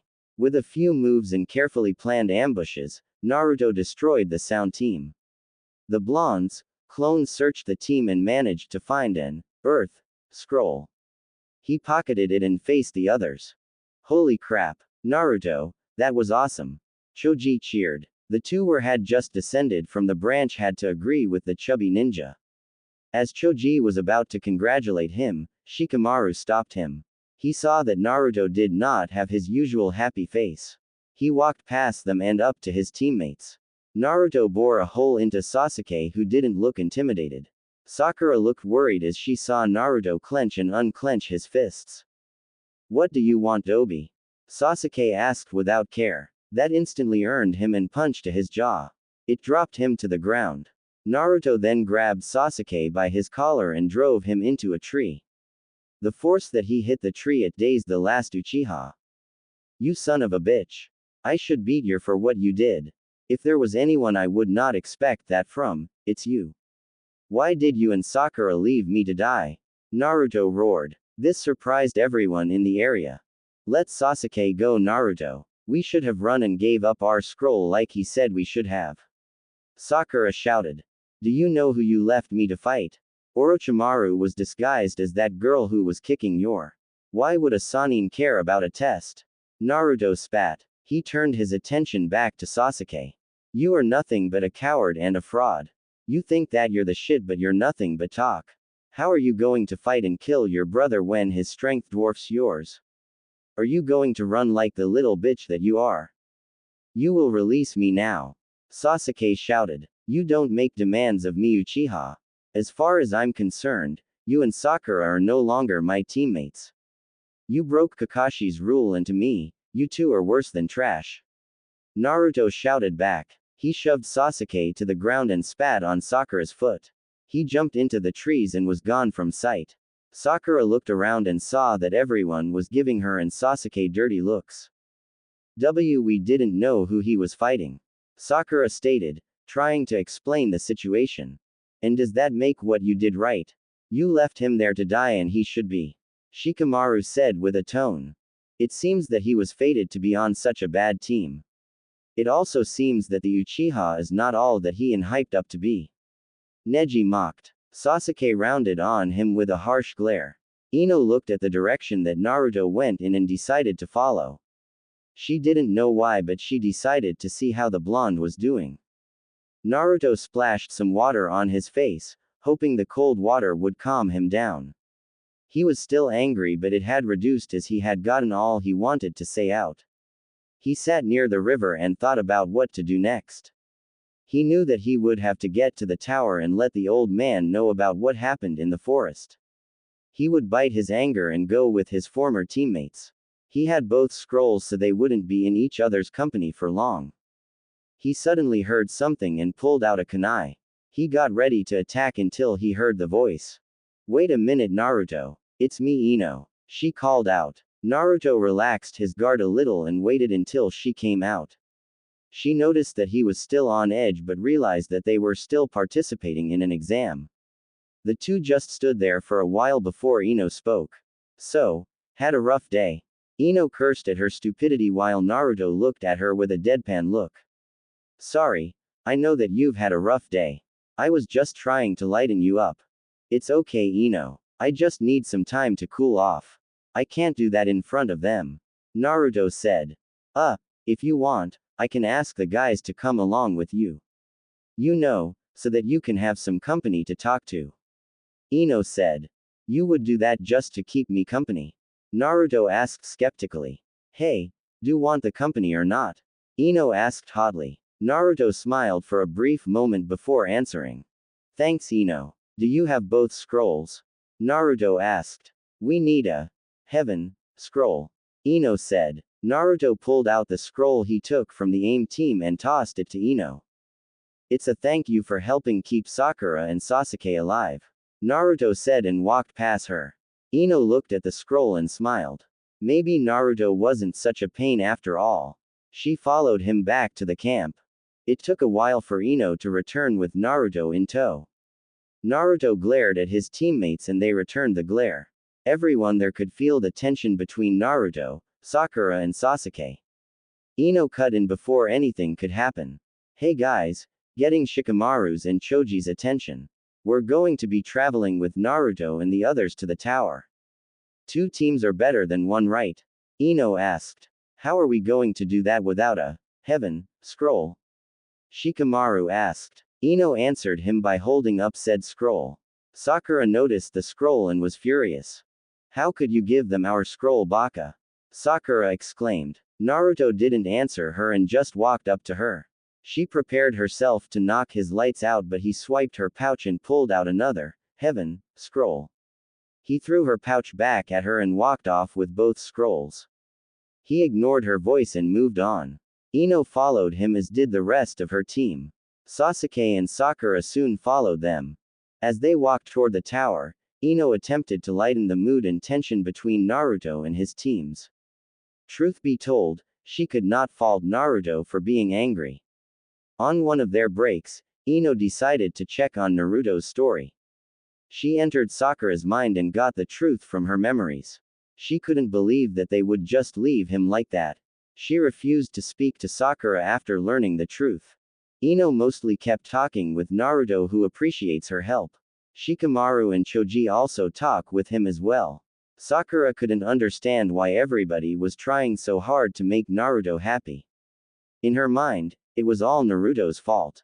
He should have escaped with them when Sasuke suggested it. They had an extra scroll, so it wouldn't have been a huge loss. Now, everyone was looking at her with disgusted and disappointment. It wasn't something she enjoyed.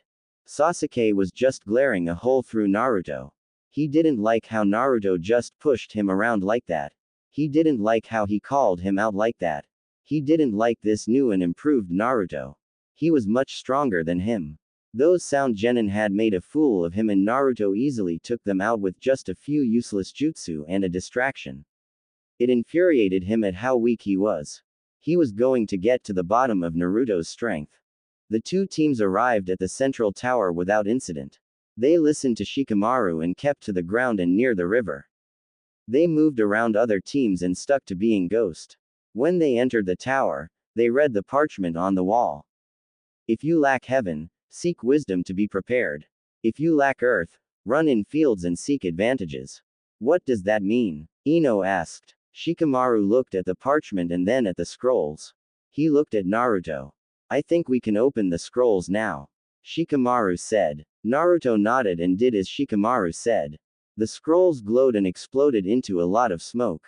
When the smoke cleared, both teams were face to face with Izumo Kamizuki and Kotetsu Hagane. Well, look at what we have here. You guys formed some sort of alliance? Asked Kotetsu. Two teams are better than one. So does that mean we passed this troublesome test? Shikamaru asked. Yeah, that's right. Congratulations on completing the second part of the exam, Izumo said. Before any other things can be said, Naruto stepped forward and faced the two Chunin. Hey guys, is the old man in the tower?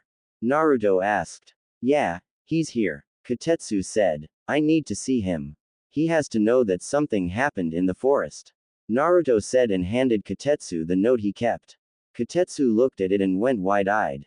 Open your jacket, Uzumaki, he said with seriousness. Naruto was confused but complied with him. When he did, he showed the bandages that he wore. Kotetsu was worried, as was Izumo. He looked toward his partner and nodded. Izumo was gone in a flash while Kotetsu looked at Naruto. I'm taking you to the infirmary, Naruto, so hold on. Naruto wasn't given any time to acknowledge him before he was taken away. Ino and the others were confused and worried about the blonde. I wonder what that was about, Choji asked. He looked to get an answer from Naruto's team when they were gone as well. Hey, where did they go? Team 10 looked around and could not find either member of the dysfunctional Team 7. Those weasels, they're probably going to rat on Naruto. Knowing Sakura, she'll probably lie, Ino said. It's troublesome, but we better find them and make sure that she tells the truth, Shikamaru said. Knowing that this was as excited as Shikamaru would get, they set out to find Team 7. Sakura searched frantically for the Jonin lounge. She jumped to the conclusion that Naruto was going to tell the Hokage about what happened in the forest. She figured that she should get her story to Kakashi before Naruto told the Hokage. Sasuke decided to follow her, but for a much different reason. After searching, they found the lounge. They entered and searched for Kakashi. They found him, reading his book.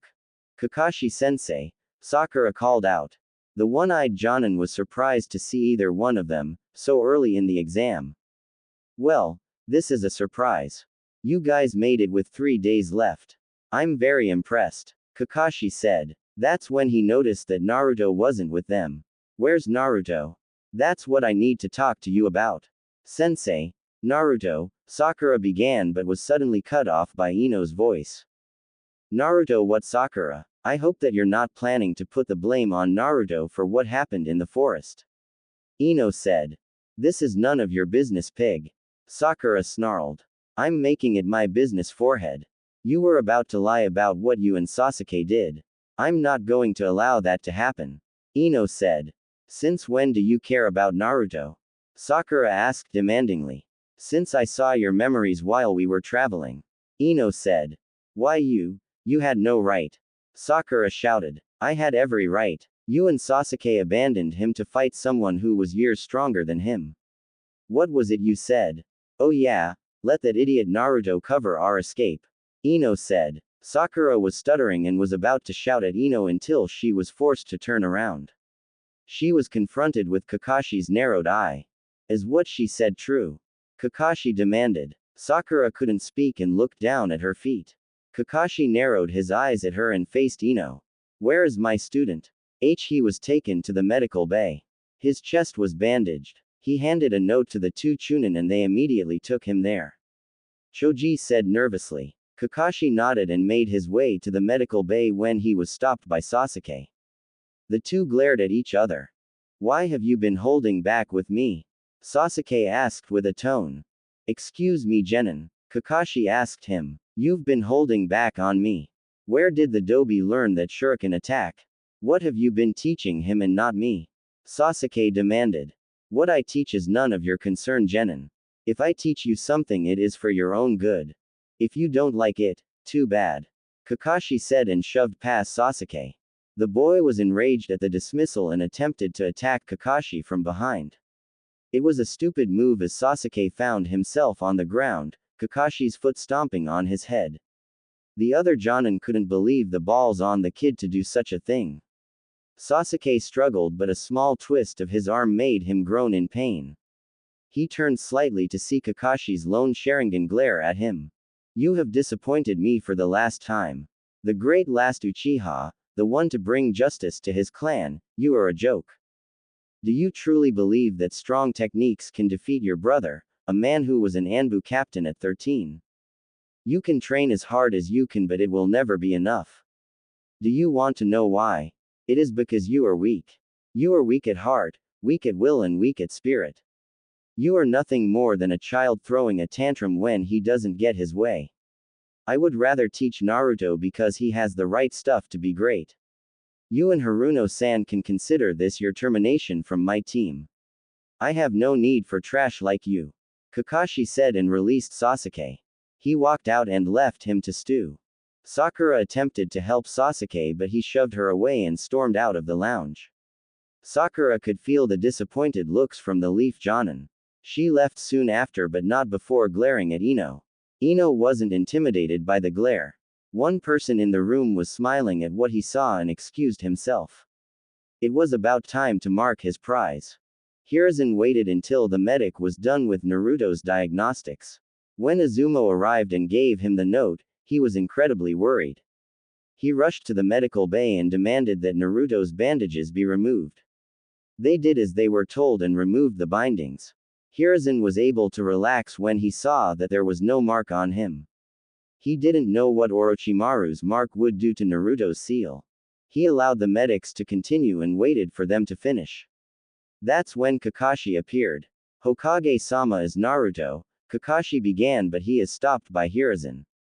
They are just finishing up and we will have our answer soon. He said. As soon as those words were uttered, the doctor was done. He looked toward the Hokage and Kakashi. The kid is fine, like always. All of his injuries are gone and he is able to move around. The doctor said. He left with his team and the Anbu secured the room. Hiruzen looked at Naruto and smiled. You shaved a few more years out of my life, Naruto. Hiruzen said. Sorry about that, old man. Naruto said. It is okay, my boy. Now, the note you received, I know it is from my wayward student. What can you tell me about your encounter? Hiruzen asked. There's nothing I can really tell you. He had an agenda though. When I arrived on the scene, he was just toying with Sasuke and Sakura.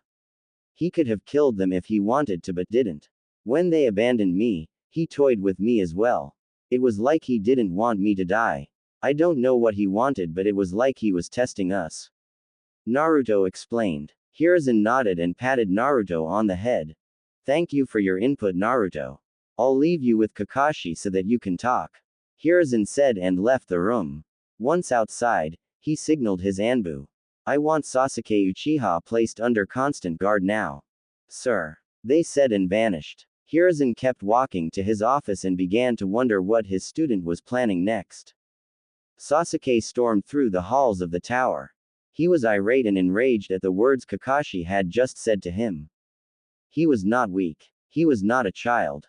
He needed power to complete his ambition. All these team practices and drills were meaningless. He didn't need anyone's help. Itachi was his and only his to kill. He would make Kakashi pay for his words.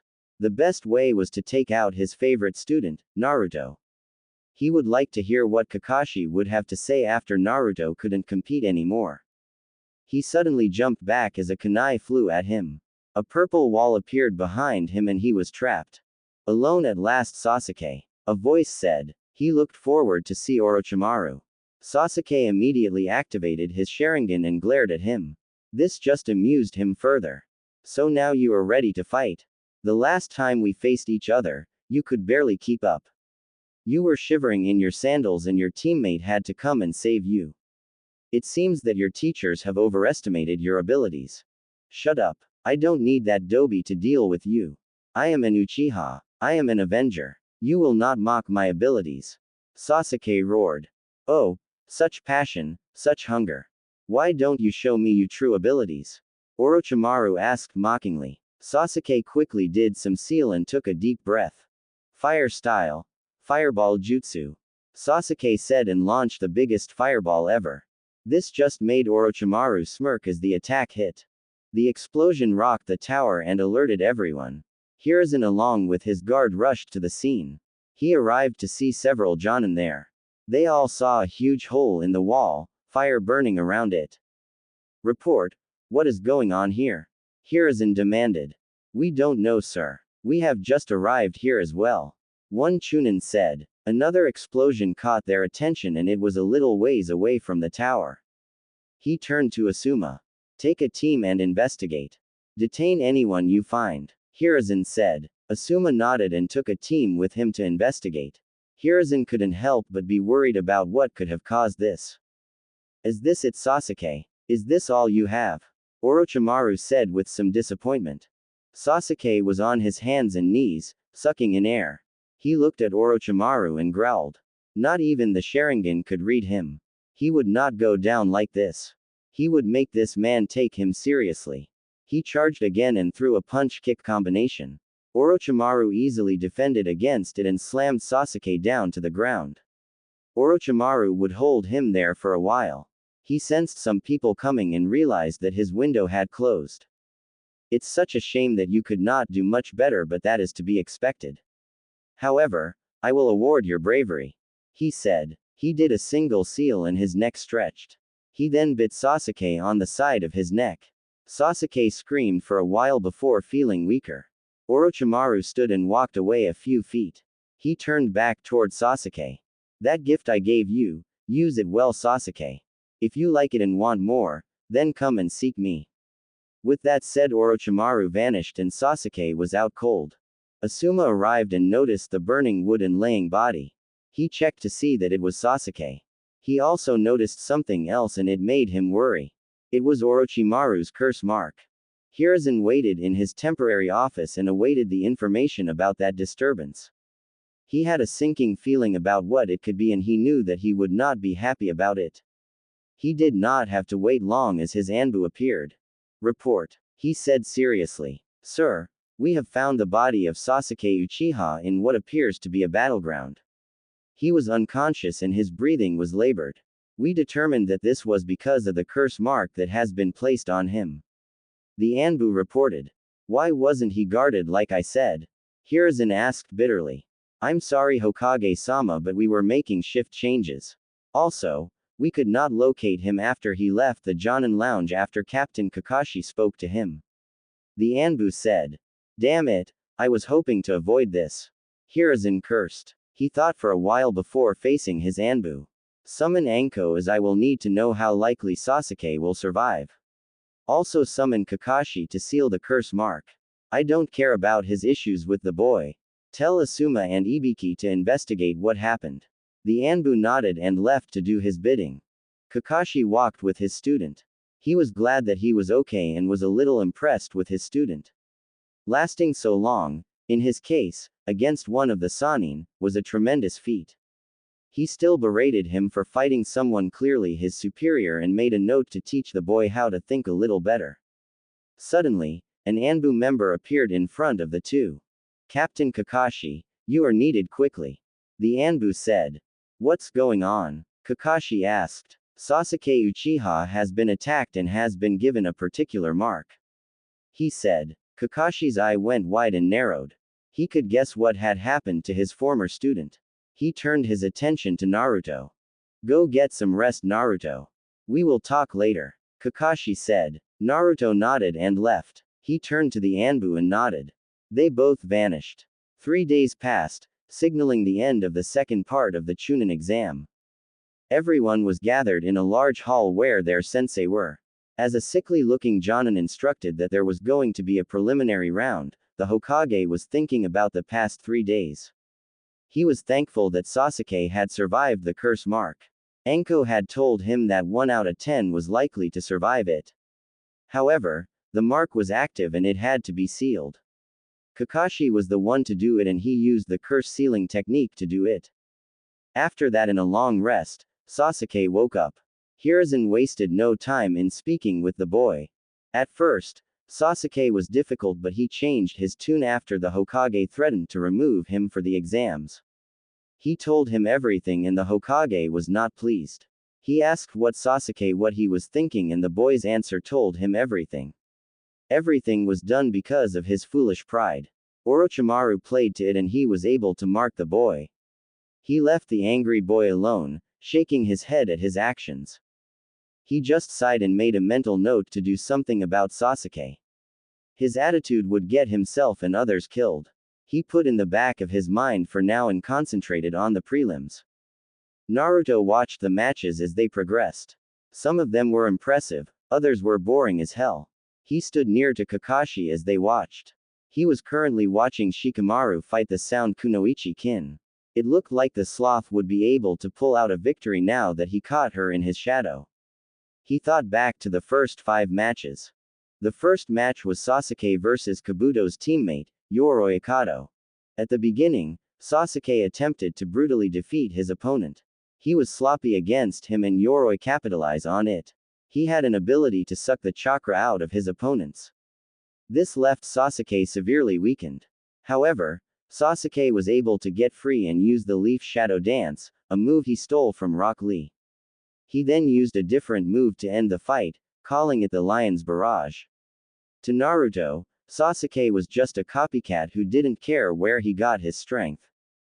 The second match was Zaku Abumi against Shino. Naruto could feel the hate coming from the Sound Genin as he glared at him. He couldn't really talk as his jaw looked wired shut. His attention was turned back to Shino. Zaku believed that he could just blow Shino away with his sound slicing wave attack. Shino proved to be too hard to hit as he used clones and insect clone to maneuver around Zaku. He had the boy trapped when Zaku used his supersonic slicing wave on Shino. He believed that he was the victor, but he was suddenly encased in a sphere of bugs. The bugs returned to Shino, who was standing there, unharmed. Zaku was on the ground, unconscious. The third match was Masumi Tsurugi against the Sand Genin, Kankuro. Masumi attempted to strangle the guy, using a technique that was very similar to Orochimaru. As he looked like he killed the guy, he turned into a wooden puppet. That surprised Masumi, who had the tables turned on him. Seeing that he was about to break his neck, Kankuro decided to break all of his bones. He smirked as his opponent lay on the ground unmoving. The fourth match was Sakura versus Ino. This was a very disappointing match. All they really did was throw insults at each other for most of the match. Ino did have the upper hand on Sakura, having better skills than her. When Ino hit Sakura with her ninja art, mind transfer jutsu, Naruto thought the match was over. Surprisingly, Sakura was able to break free from the technique. They then proceeded to knock each other out. When Ino came to, she was disappointed in her match. Naruto told her that it was okay and that she would do better next time. Ino thanked him for the words. The fifth match was Tenten versus the San Kunoichi, Tamari. This was a quick match and very one-sided. Tenten was a long-distance fighter who could hit anything. However, she faced another long-range fighter who could use the wind. All of Tenten's weapons were useless against Tamari. She then ended the fight with a powerful wind-style jutsu. Tamari showed her ruthlessness and put her iron fan under Tenten.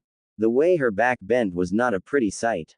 Lee wasn't happy and attempted to do something about it but was stopped by Guy. They shared some words with the San team before the prelims continued. Naruto watched as Shikamaru had just knocked out the Sound Kunoichi, using her position to win. Naruto always thought that Shikamaru was just a sloth, but the match showed him that he was very smart. He would need to be careful when he had to face him. The names blurred again on the board. It stopped on 2 names. One was Kiba's, the other was his. Alright Naruto, show them that you aren't the same person from the academy. Kakashi said. Right, Naruto said and jumped over the railing. Naruto took off his coat and threw away. He began to do some stretches as Kiba looked at him with an arrogant smirk. What's the deal dead last? You don't actually think that you can beat me? Kiba asked. We won't know until I try, dog breath. Naruto said. He slipped into his stance and waited. Kiba just smirked and told his dog to stay out of this. Hayate looked at the two and dropped his hand, signaling the beginning of the match. Kiba did some seals and called out his technique. Ninja art of beast mimicry, all fours jutsu. Kiba got on all 4 and took on a more beastly appearance. He vanished and reappeared in front of Naruto. He threw an elbow at Naruto but he hit nothing but air. He was confused when he barely dodged a powerful blow from Naruto. Kiba took a few steps back before rushing Naruto again. He was using his family's taijutsu but he couldn't touch Naruto. Frustrated, he overreached and Naruto attacked. He hit him with a body blow to his kidney. Kiba winced and tried to throw an elbow but Naruto under it. As he came up, he threw another cross to Kiba's chest. Winded, Kiba stumbled back and Naruto continued his assault. He stepped it, landing 2 jabs and finished with another cross. Kiba growled and tried to swipe at Naruto but Naruto vanished again. Kiba was suddenly bombarded with blows from all directions. Naruto moved like a blur. The assault stopped when Naruto sent Kiba flying from a sidekick. Kiba tumbled on the ground before coming to a stop. Kurenai was shocked at what she had just seen. While she would not put down any child, she believed that Kiba was more superior to Naruto when it came to close combat. Naruto had completely dominated that first round. Not only that, but she could have sworn that the move he had just used was just like that of Shisui Uchiha. She looked at Kakashi and wondered what had he been teaching him. Kakashi watched and was pleased to see that Naruto's illusion dance was battle-ready. He could only wonder if Shisui would be proud there was another one just like him. He turned to Ino, who had her mouth wide open. Surprised, Kakashi asked, I thought what he did to the Sound team was impressive, but this is insane. He was never able to match Kiba back in the academy. How did he get so strong? Ino asked. He worked his butt off and he had help from various people. Your sensei was one of those people. Kakashi said. Ino looked at Asuma who nodded at her. Our first mission outside Konoha, Naruto felt useless. He didn't want to feel that way again. He trained hard and worked hard so that he could stand with his teammates. It's too bad that his former teammates couldn't see that. He is a true testament of hard work. What a youthful story, my rival. I will work twice as hard to match young Naruto. Guy cheered. I will work 3 times as hard, Guy sensei. Lee countered. This continued for a while, but everyone seems to ignore them and focus on the fight. Kiba wiped his mouth and faced Naruto, who was still in his stance. Akamaru barked at him to calm Kiba down. Kiba couldn't really believe that this was happening. Naruto was the dead last, the failure. How could he have gotten so strong in such a short time? Was his sensei that good of a teacher? Many questions ran through his head, but he banished them in order to show Naruto that he was still the best fighter. Fine, Dobi, you want to play it that way? Let's go, Akamaru. Kiba shouted. The white puppy barked and Kiba tossed him a pill while he ate one himself. Naruto watched as Akamaru's fur got red and he jumped on Kiba's head. Kiba did a hand seal and called out his jutsu. Man-beast clone. Kiba called out. Akamaru transformed into an exact copy of Kiba. Naruto could see that this might be a problem and shifted to a defensive stance. Kiba and Akamaru moved much faster and attempted to attack Naruto from each side. Naruto teleported across the room as they were about to connect. Kiba and Akamaru followed him by scent and chased after him. It was a game of cat and mouse as Naruto kept teleporting around the room to avoid Kiba and his partner. Having enough of his running away, the two forced Naruto into a position where he couldn't dodge. You're mine. Fang over Fang. Kiba shouted. He and Akamaru began spinning like drill and moved to hit Naruto, who was stuck in midair. Naruto acted quickly and did a jutsu. Shadow Clone Jutsu. Naruto called out and created 10 clones. While he was aiming for more, this would have to do for now. Kiba just laughed at Naruto's stupidity as a clone was just an illusion. He was very surprised when he made contact with the clones and they were solid. After the attack, Naruto was left with 5 clones. Naruto knew that he had to separate the two, but how? Suddenly an idea came to him. He created 3 more clones and told them to scatter. Kiba and Akamaru just kept attacking using the Fang over Fang attack. They managed to dispel 2 clones, but because they continued to use the same attack, they were able to avoid them. Kiba and Akamaru were getting frustrated with Naruto. He kept dodging, not fighting like he usually would. If Naruto would stay still, he would have won this match by now. Kiba and Akamaru were back to back as the clones circled them. Damn it, Naruto, fight like a man. Kiba snarled. What's wrong, Mudface? One clone asked. Are you a little frustrated that I'm fighting you differently? The other clone asked.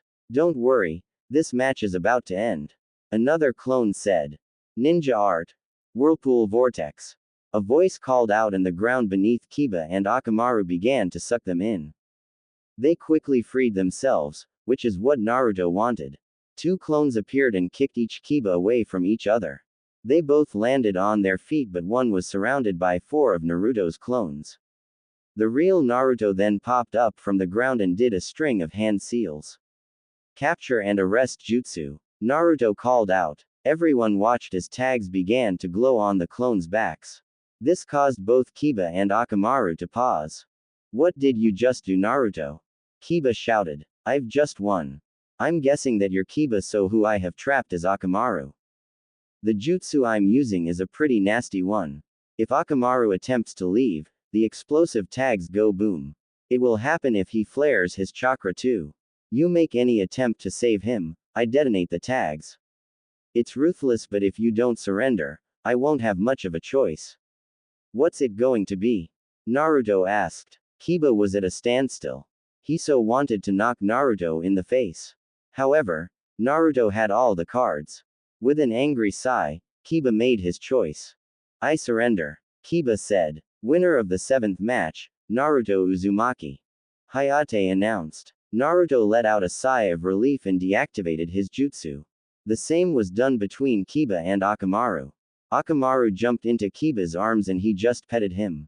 Naruto felt bad about the move he used, but a victory was a victory. The Jonin were very impressed with Naruto's performance. He used Kiba's straightforwardness to his advantage and he put him in a situation that he could not free himself from. They could only wonder what he would have in store for the finals. As Naruto reached the top of the stairs, he was suddenly embraced by Ino. Still the shortest of the graduation class, Naruto was placed face first into Ino's budding chest. Naruto could help but get a red face as he could feel the two fleshy mounds under her blouse. Well, this is a surprise. I did not know you were in that kind of relationship with each other. Kakashi said with amusement. Have you given up on Sasuke Ino? Asked an equally amused Asuma. Ino was confused when she realized that Naruto's face was in her chest. She did not miss the red face of the blonde. Her face flushed red and she proceeded to throw Naruto down the flight of stairs, shouting, "Pervert." Naruto bounced twice before landed on the ground in a twisted heap. He released a groan and could not get up at that time. Kakashi appeared above him and looked at him. Shikamaru is right. Women are troublesome. Naruto groaned. Still, you can say that you got some right. Kakashi asked with an eye smile. Naruto only blushed at the question. Watching them, Sasuke could only glare at them. He watched Naruto's fight with interest so he could take something of his. However, the blonde was careful not to use any of those moves he saw in the forest. He gripped the railing. He would get those techniques, one way or the other. The preliminaries continued with the last 3 matches. The 8th match was a battle between the two Hyuga, Neji and Hinata. This match was very one-sided as well as Neji complete dominated Hinata. She did put up a fight but she was still not match against him. Ino did try and cheer her on but it proved useless. At the end, Neji just mocked her and left her defeated. Kiba had to be restrained. The 9th match was Gaara against Lee. This was the match of the prelims. Gaara's defensive shield could not be penetrated by Lee's taijutsu. That was until he took off ankle weights that hit the ground with a thud. This made the spandex-wearing shinobi much faster. Lee would be the first to ever hit Gaara, not once but twice. His cheers were quickly silenced as he saw that Gaara was unhurt. They all saw that Gaara's sand clung to him. It was like armor. Lee quickly countered this by opening one of the 8 gates. He used the gate of opening and was able to launch Gaara in the air with a combo. He then wrapped Gaara with his bandages and drove him into the ground with the front lotus. Thinking that he won, Lee was surprised that it was not Gaara he drove into the ground but a sand shell of him. Gaara appeared behind him, a wicked grin on his face. He then proceeded to punish Lee, slamming him into the walls. After a while, Lee got his speed back and was able to dodge Gaara's attacks. Lee then proceeded to open 3 more gates, the Gate of Healing, the Gate of Life and the Gate of Pain. Lee's skin turned red and looked like his body was about to burst. He took off like a rocket at Gaara who was not able to defend against Lee's supersonic speed. Everyone watched in awe and fear as Lee battered Gaara in midair. The sand armor was useless and Gaara felt immense pain for the first time in his life. Lee decided to end this and opened the 5th gate, the Gate of Limit. He vanished and reappeared in front of Gaara. He sent him toward the ground but he was suddenly jerked back to a charging Lee. Lee landed a kick and punch to Gaara's midsection, calling the move the Reverse Lotus. Gaara hit the ground with a boom while Lee hit the ground with a thud. Hayate was about to call the match a draw but when the smoke cleared, Gaara was very much still in the fight.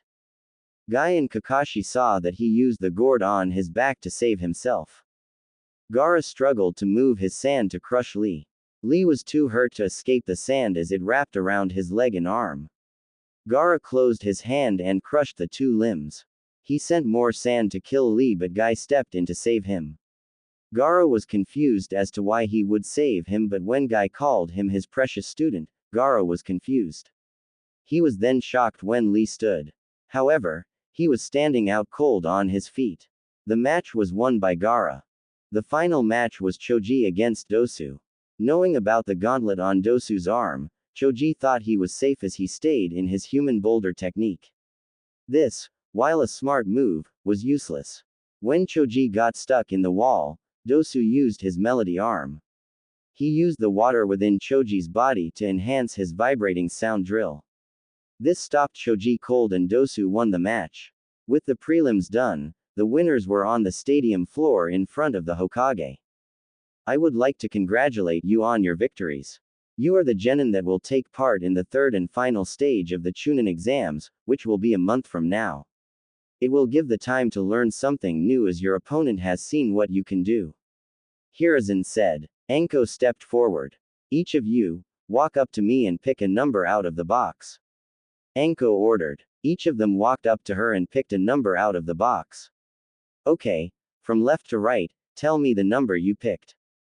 3. Sasuke said. 5. Shino said. 6. Kankuro said. 8. Tamari said. 7. Shikamaru drawled.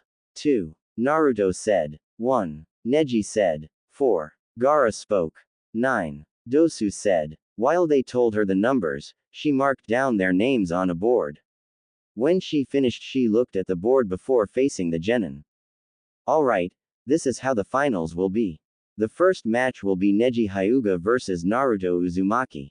The second match is Sasuke Uchiha versus Gaara of the Sand. Third match is Shino Aburame versus Kankuro of the Sand. Fourth match is Shikamaru Nara versus Tamari of the Sand. Dosu get a bye. Everyone looked at their opponents. They faced the Hokage who gained their attention. To remind you, even though you beat your opponent does not mean that you will get promoted. Everyone could pass or no one could pass. We are not just looking for strength. Anyway, in 1 month's time, the finals will be held. I wish all the luck in your training. Hiruzen said. Hokage-sama, you can't be serious. Kakashi asked. He was currently in his office with other Jonin. Kakashi was displeased because of the order that he was just given by the Hokage. I know that you are displeased, Kakashi, but right now, we cannot let Sasuke out of our sight. He is an unknown risk right now and we can afford to be unaware. With Orochimaru lurking, we cannot be sure that Sasuke will take his offer of power. Hiruzen said. What about Naruto? He will need training as well. Kakashi said. I understand that, but Sasuke is our top priority. Besides, the boy is quite resourceful. I'm quite sure you can help him out in some way. Hiruzen said. Very well, Hokage-sama, I will look after the Uchiha's training. Kakashi said with a sigh. Hiruzen nodded and they continued on with the meeting. What?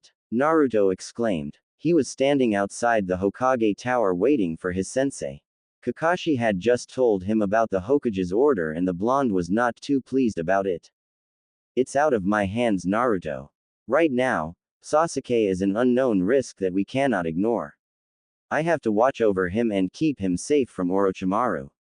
Kakashi said. Okay, I get that, but what am I going to do? Naruto asked. You can always talk with Ebisu. Isn't he one of the people that you go to for help? He is a great teacher. Kakashi said. That is true. I guess I'm just angry that we aren't doing any one-on-one training. He said. Kakashi gave him an eye smile and rubbed the top of his head. Don't worry, we will have that training soon. I'll meet up with Ebisu first and give him 2 techniques for you to learn. I'll also tell him to teach you a chakra control exercise first. Take the rest of the day off and relax. Kakashi said. Naruto nodded and Kakashi disappeared using the teleportation technique. Now alone, Naruto wondered what he should do. He wasn't hungry yet, so he just decided to walk around for a bit. He did this for about half an hour when he came upon an argument. It was Sakura and Ino. The argument looked really heated as people were quickly moving out of the area. What the hell is your problem, forehead? I have more important thing to do than to stay here and argue with you. Ino shouted. My problem is you. How could you do that to me and Sasuke? Now every ninja I run into gives me this look of disgust, like I did something wrong. Sakura spat. Well, guess what? You did do something wrong. I know that Naruto doesn't have the best of reputations, but no ninja would have just abandoned him after he came to save their lives. What happened to you and Sasuke is your own damn fault because of your cowardice. Ino exclaimed. I am not a coward. So what if we left Naruto alone? He deserved it for acting so cool. Sakura shouted. Would you listen to yourself? How far have you lost it, Haruno? You know what? I don't care anymore. You want to be a cold-hearted bitch, then go ahead. Just stay the hell away from me. Ino said and turned her back to her. Sakura was enraged and her fist back. Don't you turn your back on me, Ino pig. Sakura roared. She launched her fist at Ino's back. Her fist connected, but it wasn't with Ino. It was Naruto. He had caught Sakura's punch, but he had to use both hands to do it. Ino was as stunned as were some of the people on the street. Naruto pushed Sakura back, making fall on her butt. He shook his hand as that was one strong punch. Sakura got to her feet and glared at Naruto. "This isn't any of your business, Naruto." Sakura snarled. "I wasn't about to stand by and allow you to hurt Ino because of a few words. Is this how you are? You don't like what people say to you, you lash out when their backs are turned. If you had connected with that punch, Ino could have been put in the hospital or worse." Naruto stated. "Is that so?" A voice said. Everyone turned to see Ino's father, Inoichi. He was flanked by his old teammates, Choza Akamichi and Shikaku Nara. All three were staring a hole into Sakura. The pink-haired Kunoichi gulped and backed away. She only made one step before she was captured in Shikaku's shadow. Choza grabbed the girl and held her firm. Inoichi glared at her. "Sakura Haruno, in compliance of Section 25 of the Shinobi Code, I am placing you under arrest," he said. Choza took her to the prison with Shikaku following. Inoichi turned to check on his daughter only to see her checking Naruto's hand. "Ino, take Naruto inside and tape the hand up. I'll be back shortly." Ino nodded and led Naruto inside the flower shop. He left to catch up with his comrades and their prisoner. Naruto clenched his hand and winced a little. Ino's mother helped a little in wrapping his arm.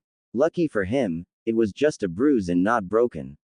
Ino finished wrapping the hand and looked at him. "That should do it. I wouldn't do anything with it for a while," she said.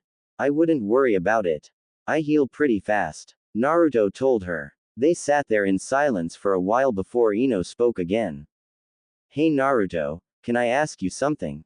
she asked. "Yeah, sure," he answered. "Your sensei said that your C-rank mission made you take your training seriously." Ino stated. "It did. Sasuke got hurt because I rushed into a situation. Sakura put me down as well. I spoke to Kakashi and he pointed out my flaws. After that, he told me that I can become a really strong ninja despite my flaws. I decided to correct my flaws and become better so that I would not be a burden to my former teammates. Now, I guess that I'll get stronger to protect Konoha," Naruto said with a grin. "Do you think that I could get stronger?" Ino asked meekly. "Sure, I don't see why not.